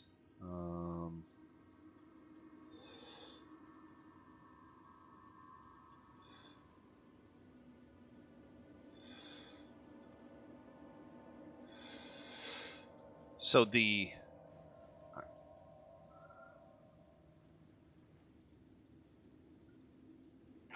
Okay, so I'm down to okay, here it is. I found it. So when the trap is triggered, the iron melts away from the faces underneath, and they become animated. They begin to twist and contort, and leering and shouting at you. So there's a couple of countermeasures you can take with the faces of this door. You can try to mute the voices. You can try to blind the eyes. Or you can physically attack and destroy the door. So Zolan, it is your turn first, and those are kind of the three options that you have before you. You can try to silence the voices some way, blind the eyes in some way, or attack the door if you think you can hit it hard enough. Mm,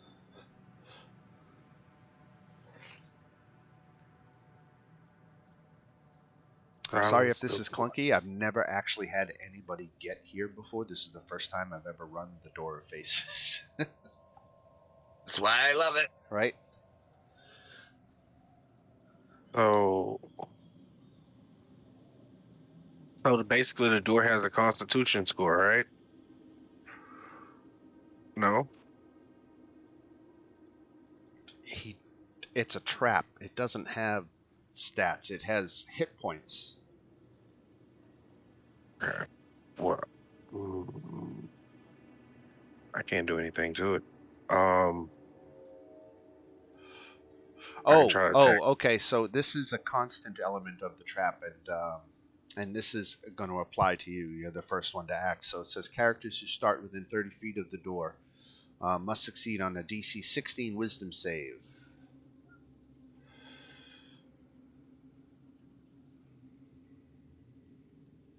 So, if I attack the door, I must succeed a DC 16 Wisdom save. No, you have to do that just for starting your turn within 30 feet of it.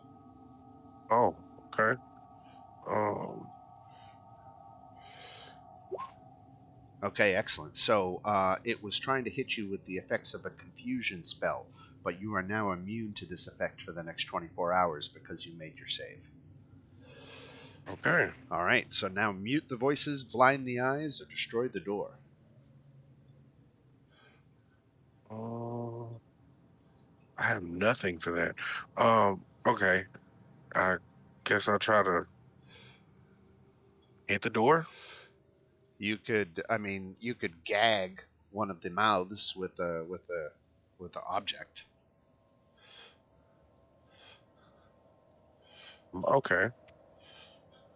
I am going to use. Do I have any cloth? I'm going to use the common clothing I have. Can I pull it out of my bag and try to stuff it in one of the mouths? Yeah, absolutely. What would I have to do to do that? Just use your action. Okay, that's what I'm using to do it.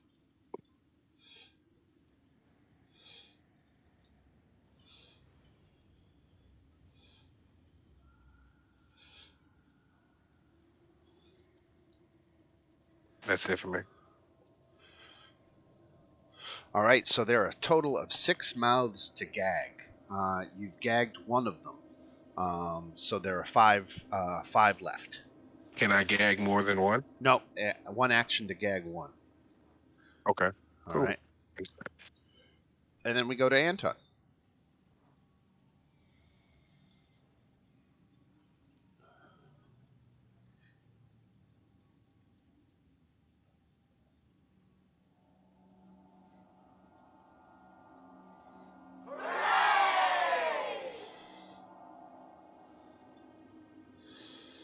So the 19 saves me from the confusion, or no? The 19 saves you from the confusion, right? Because it's only a 16 that you needed. So you're immune to the effect of 24 hours. Then you hit it with Great Sword once, and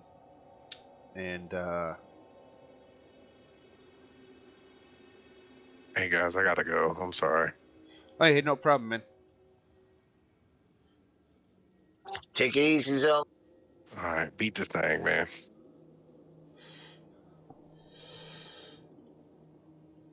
All right. And then so you hit for 29. With a 29 for 18 damage. It has a damage threshold of 20, so it took no damage on that attack.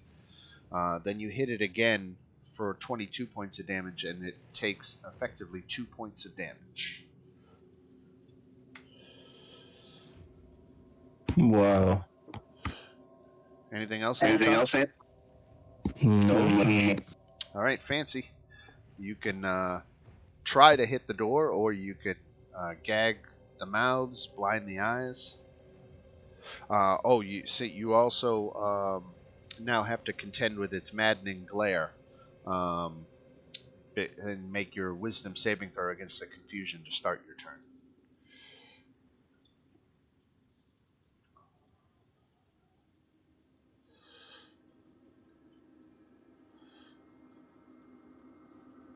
All right.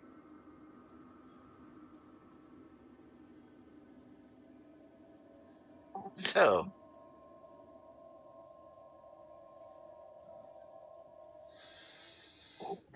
we're dealing with this door, The secret door,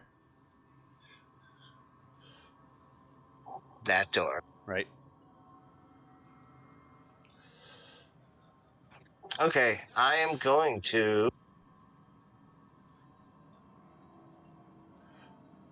give. Who doesn't have hit points? Does Gretel? Uhtred?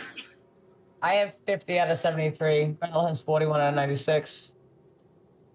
But who haven't I given Mantle of Inspiration?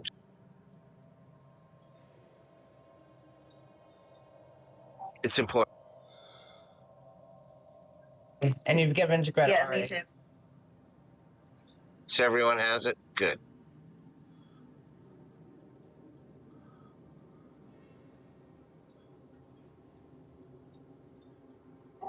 I'll cast.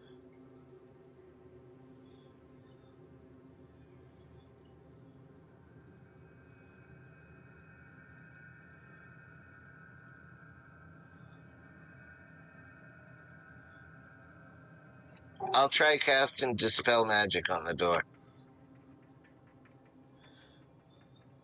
It's my last spell. Third level. Okay, and it doesn't respond. You know what? Fuck it. I'll say that did 10 points of damage to the door. Okay. Or roll. How about this? Even better. Roll a d10. All right.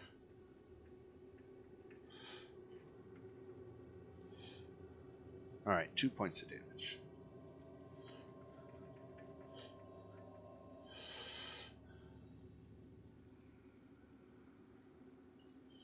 And I'm not invisible anymore. All right. So, right.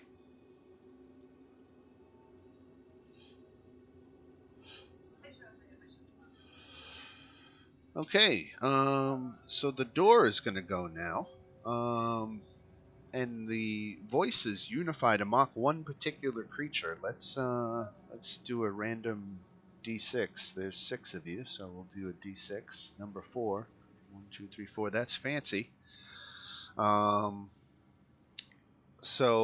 Fancy, the voices unite on you to cast Vicious Mockery. So I need you to make a Wisdom saving throw. And add, you're next to me, so add 6 for saving throws. Awesome. Almost. All right. I So had to step away for a little bit, but I'm back. No problem. It was a DC 16, and because of Gretel's +6, that's exactly what you got. So congratulations, you avoid the effect of Vicious Mockery. And then we go to Essence. Fancy screams, "I'm alive!" Now Essence has to start with a Wisdom save on her turn from the maddening glare of the faces on the door. So, for example, if you were to take out all the eyes or take out the door's ability to see, you would nullify this effect because it's based on its vision.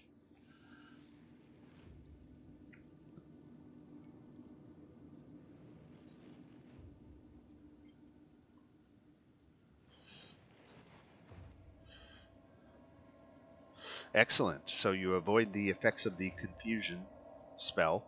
Now, do you have darkness? Because that would be a way to instantly blind all the doors. Okay.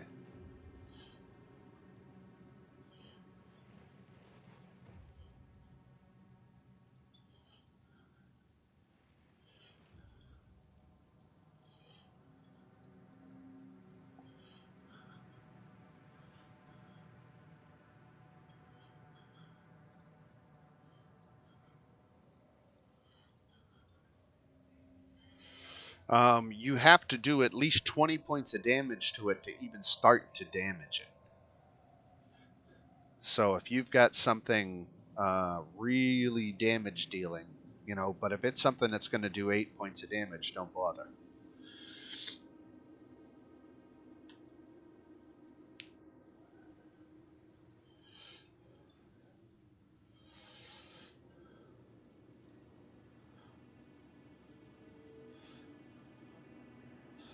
I'll take it.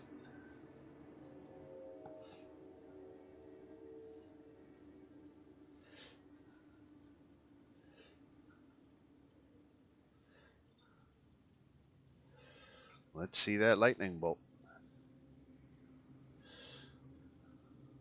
All right. No save as such to make, but it does have damage resistance of 20. So it ends up taking 19 points of damage from that.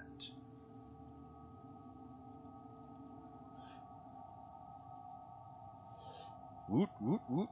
All right, very good. A big blast on the door has barbecued those faces nice and good. Got them spazzing.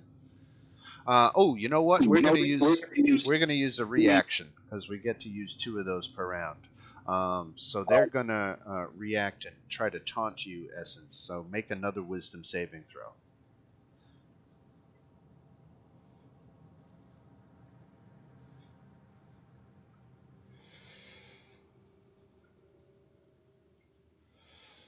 Okay, very good. You are not stunned until the end of your next turn, so that's good.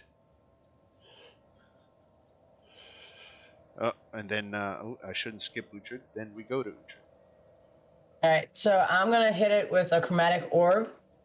I'm gonna do acid. Okay.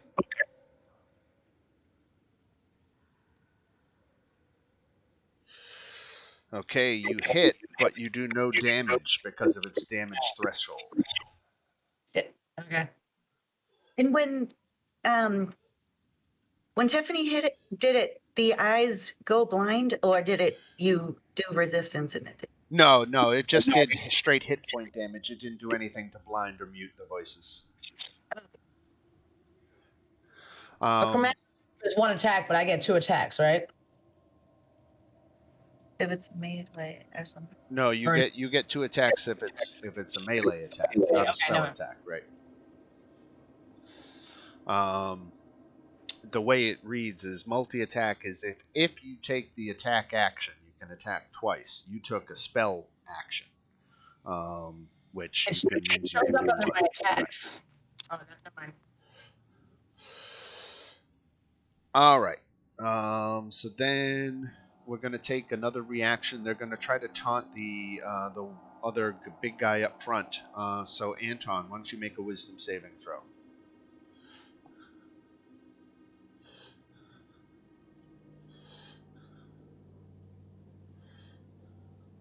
Even though I already made one, you said it's the other door, right? Yeah, this is a new reaction that it's taking.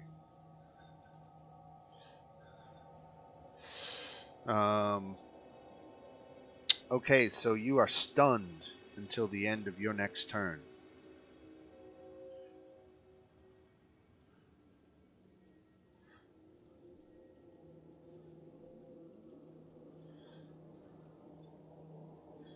Oh, I think the API has crashed out on us. Let me take a quick look.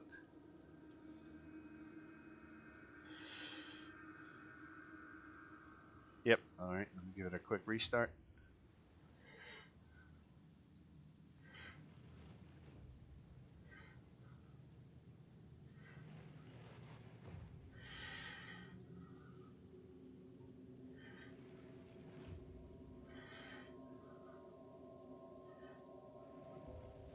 All right. So you are stunned until the end of your next turn, Anton.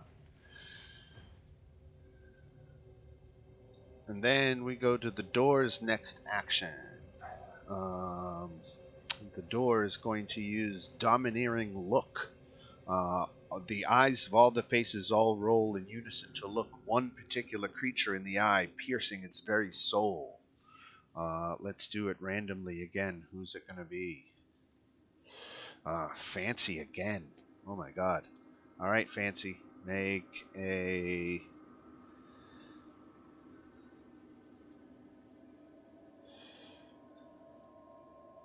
Wisdom saving throw.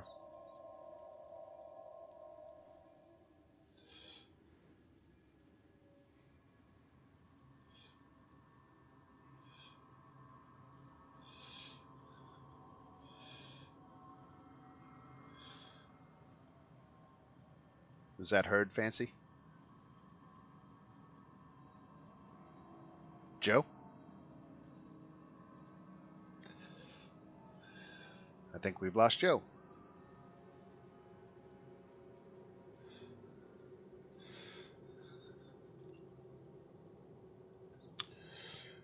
Joe.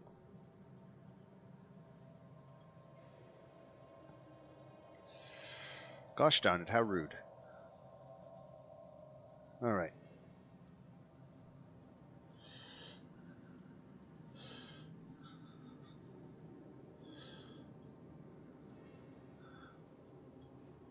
We're going to open up Joe's sheet for him, and we're going to roll a Wisdom save for him. So he made his Wisdom save. Isn't that nice? He'll be so happy once he gets back. All right, then we go to Gretel. All right, I have no idea if this will do anything, but in my mind it would do it. So I was gonna grab my oil and Anton's torch and try to torch their faces off to blind. Okay. If you use an action, let me see. But we get like a one free if we grab something. Okay, so there are 6 pairs of eyes, and you can blind them one pair at a time with a successful attack roll of 18.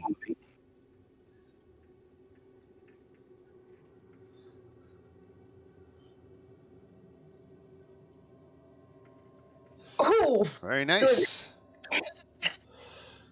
And you get 2 attacks, right?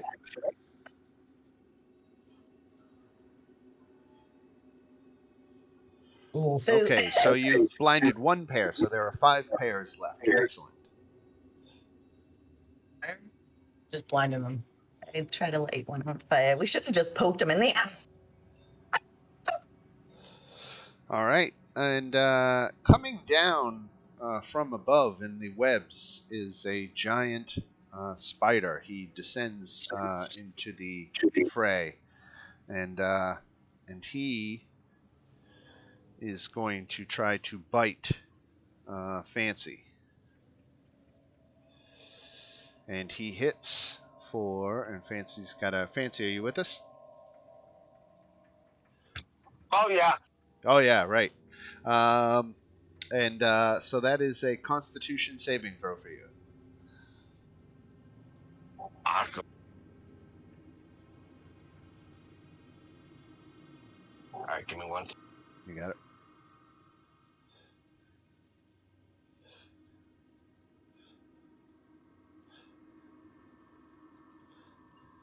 Okay, excellent. So you take 14 points of damage.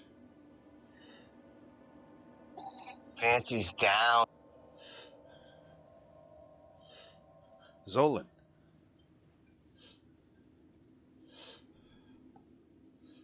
No left.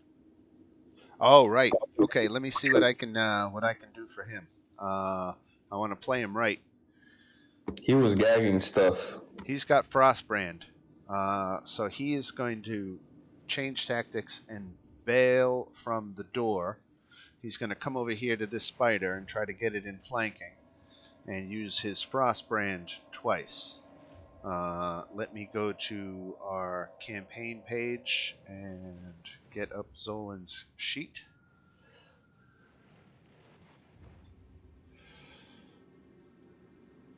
There's Zolan. Here comes 2 attacks with Frostbrand. As soon as it loads.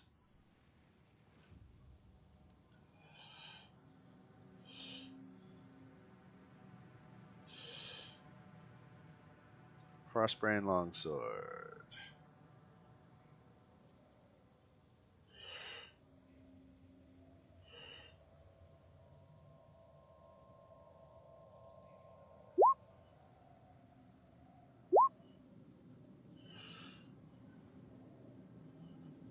Okay, so Zolan hits. The spider is armor class 14, so he hits for 10 points of damage and hits for 17 points of damage. Anton is stunned until the end of his turn. It is the end of your turn, so you're not stunned. And then we go to Fancy. Fancy's down, right? Yeah. All right. So there's a death save from Fancy. Damn it.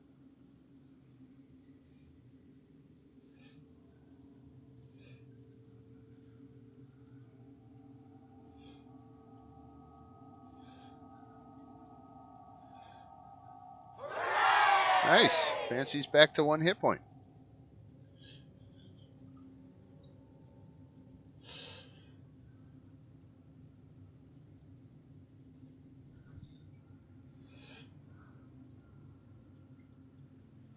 Another spider descends and attacks Zolan. And 16 hits for 7 plus. Zolan needs to make a what save? Constitution save.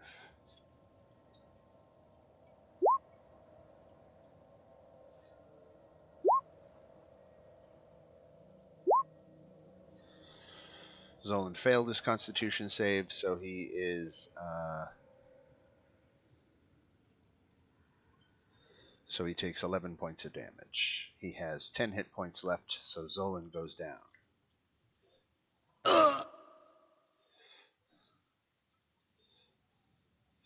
The door is going to act. The door is going to come back to Vicious Mockery. And 1, 2, 3, 4, 5, 6. Going at Fancy again. So Fancy, a wisdom save. But I'm +6. Not anymore because you're not standing next to Gretel.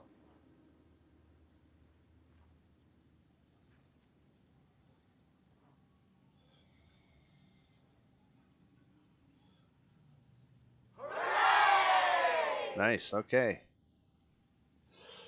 So you take... Give me my card. So no Vicious Mockery damage.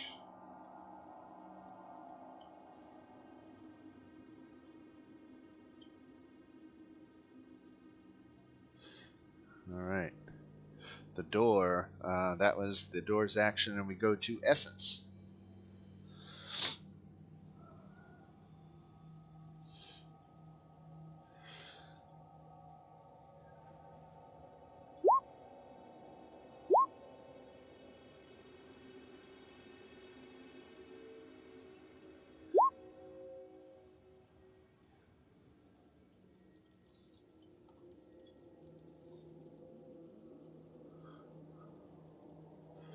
Okay, so this is against the door? Yes. Alright, so 7 points of damage to the door. All right. And then we go to Uhtred. All right.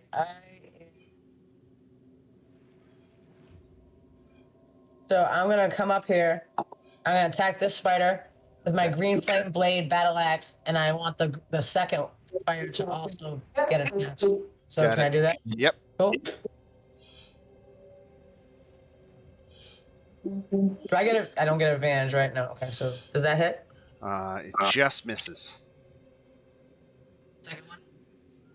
Second attack. Hits.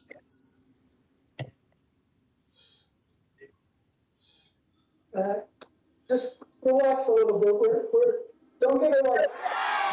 There we I didn't mean to do the thing, but That's okay. We'll take it. So you critted on it. Let's just say you critted on it. So you did 16 points of damage to the one in front. And then...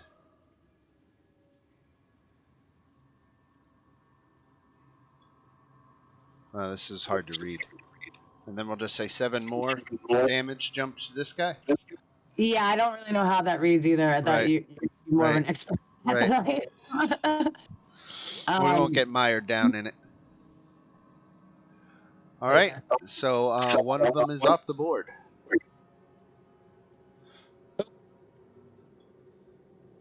Another spider descends from up above. And this one's going to attack Essence. Or actually, I guess, let's see. A 1, 2, 3, 4 Essence Uhtred. Going after Uhtred. 7 misses. Another spider descends.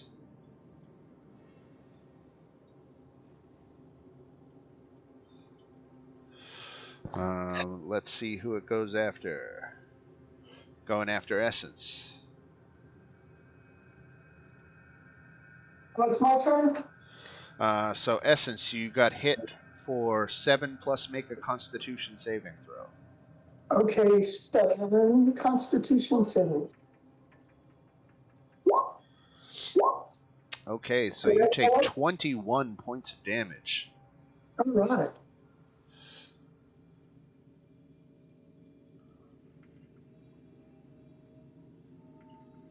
$21. So that's a 9.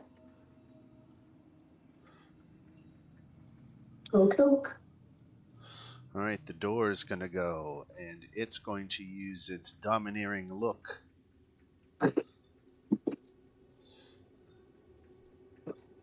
On Gretel. So Gretel, make a wisdom save. Okay. All the eyes look at you, and you made your save. They were trying to use dominate person on you, but I have this card. Okay, thank you. all right, another spider descends.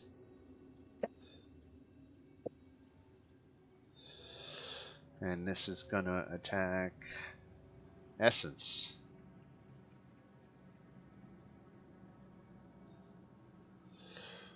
Hits for 8 points of damage plus a Constitution save.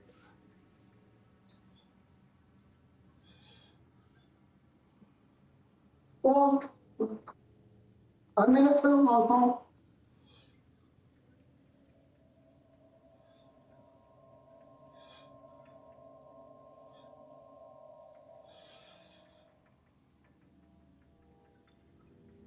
Constitution save for Essence.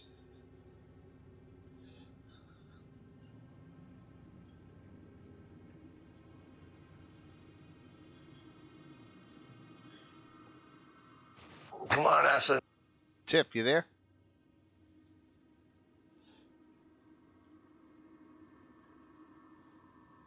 Thank you. All right, great. So that is a total of 10 points of damage to Essence. All right, Gretel. If I move, does that give the door an opportunity attack? No. Okay. So because I can give people that extra 6 on saves, I'm gonna move here to give the most people Got it. save. So that's my movement, and then I'm gonna cast Beacon of Hope, and that gives all my friends in the room advantage on Wisdom saving throws, Death saving throws, and also maximum number of hit points back from any healing spell. Nice. Good job. Very nice. All right. This spider is no more, and we go to Zolan, who I guess is now making a death save.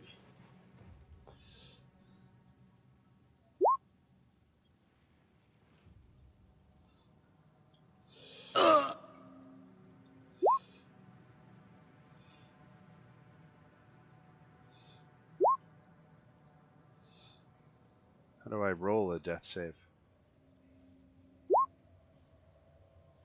I don't know You how can to. just roll a d20 with advantage. Yeah, I was trying to see how to do it from D&D Beyond because I was curious, but I can't figure it out. So here comes one. So all right, so that's a pass, and we go to Anton in front of the door. So the door probably has just a few HP left, right? It's true. So I'm just gonna try to finish it off, and this time I'm gonna use Great Weapon Master. So here goes one hit. Okay, and that's 19. Its damage threshold is 20, so no damage.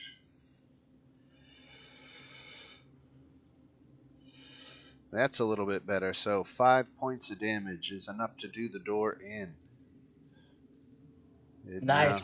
Yes. Miss. Now I gotta kill these spiders. So now lays open.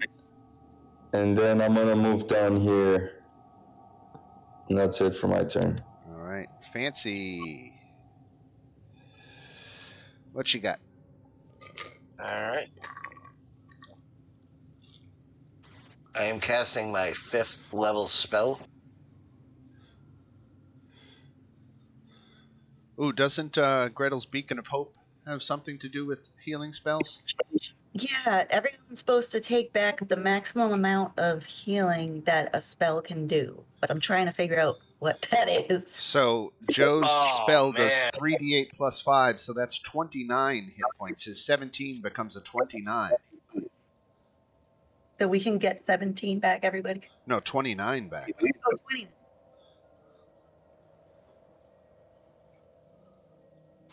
That's very good.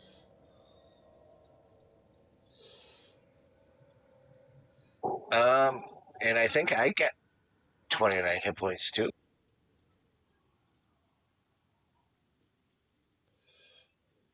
Actually, I don't.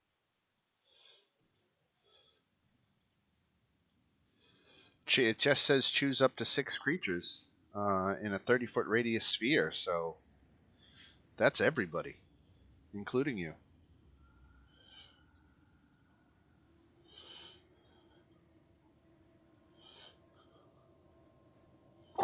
Nice, I'm done.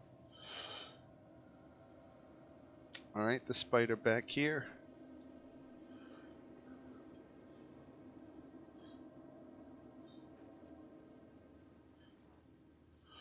We'll step forward. We'll do attacking Fancy.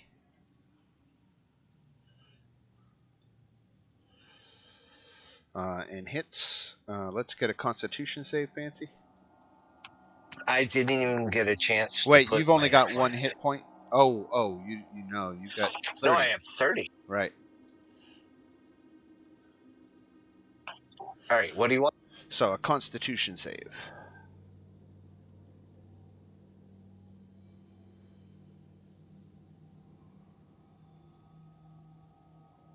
All right, excellent. So you take 8 points of damage from the attack.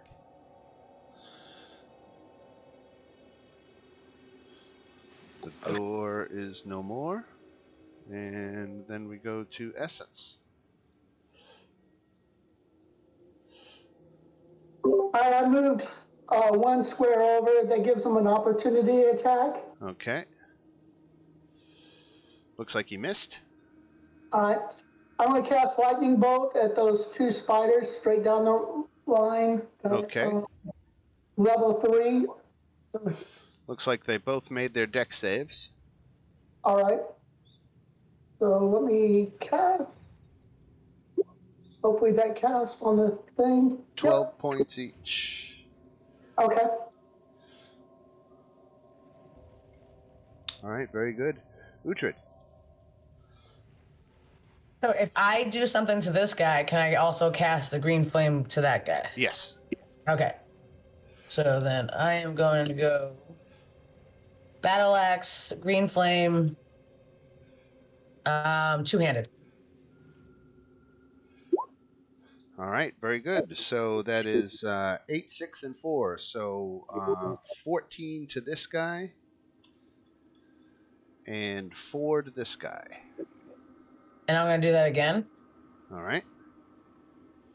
Can I do the green flame blade twice? I'm not sure. Is it a bonus action?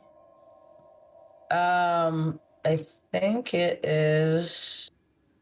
It's a cantrip, so no. Right? Yeah, probably. Okay, so I'll do a no on that. All right, regular one. All right. And I'll do one-handed. All right. Didn't matter that time. And that's enough to take out that spider. And do I have a sneak attack? I have a sneak attack still. Yes.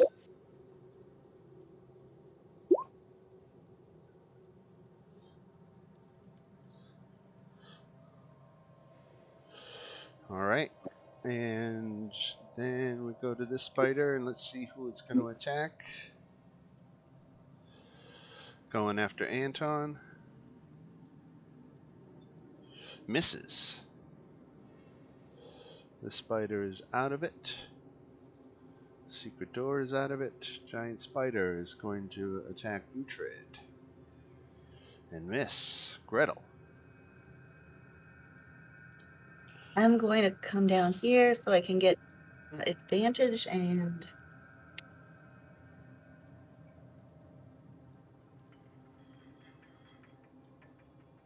Sword.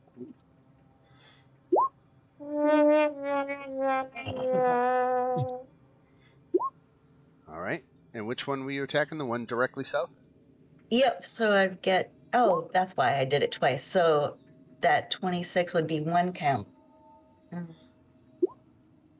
And then this is the second one. Oh my Okay. god. No, it's okay. It's okay. They're both hits. That is the two. So the 15 was one and the 26 was the other. Right. So both hits. Oh, good. So 16 points of damage. Another spider goes down. Zolan is making a death save. Makes it again. That's 2 successes. Anton. Anton smash. I think Anton's character goes off of roll 20. It does. Anton is just going to attack. He's got Great Weapon Master. So he hits for 24 points of damage and takes that one out. And steps forward. And 16 hits for 20 points of damage and takes that one out. So Anton bats cleanup.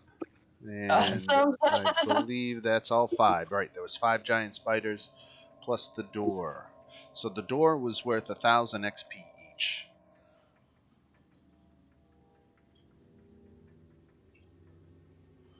Or excuse me, 250 each. That's 1,000 total. And then the spiders were 200 each, so there's 1,000 of them. So that's 2,000 total divided among 6 of you. So we'll round it up to 350 XP each. Is that in total for everything? Each. Right, Yeah. for the door and the spiders. Thank you.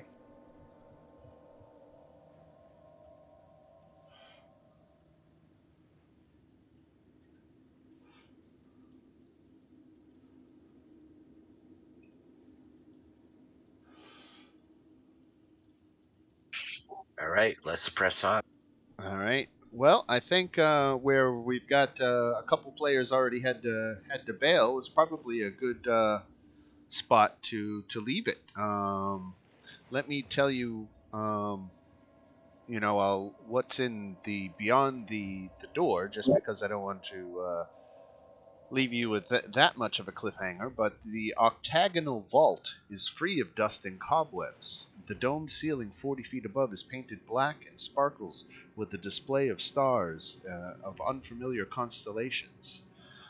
This is the treasury. The domed ceiling's coated with dry pitch, and the stars are shards of glowing crystal embedded. Each one as bright as a candle flame. Thanks to the starry night sky, the vault is dimly lit. The treasury contains quite a bit of treasure here. I'll paste it in the chat. But thousands of copper, silver, gold, and platinum, gems, shields, jewelry. Anything magical? Yes. All right.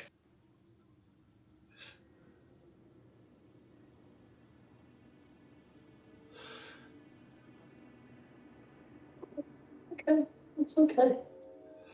So you have We're gonna work. found the hidden treasury that Leaf Lipsiege was talking about. We got to find the magic stuff. And take the potion of greater healings. There's a field of silver Yeah. dragon, helm of brilliance, 1+1 rod of the pack keeper.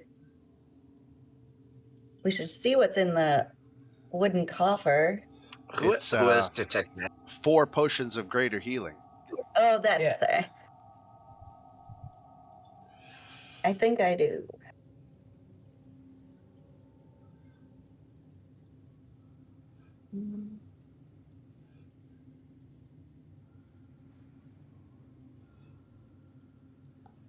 No, dispel magic. I have identify.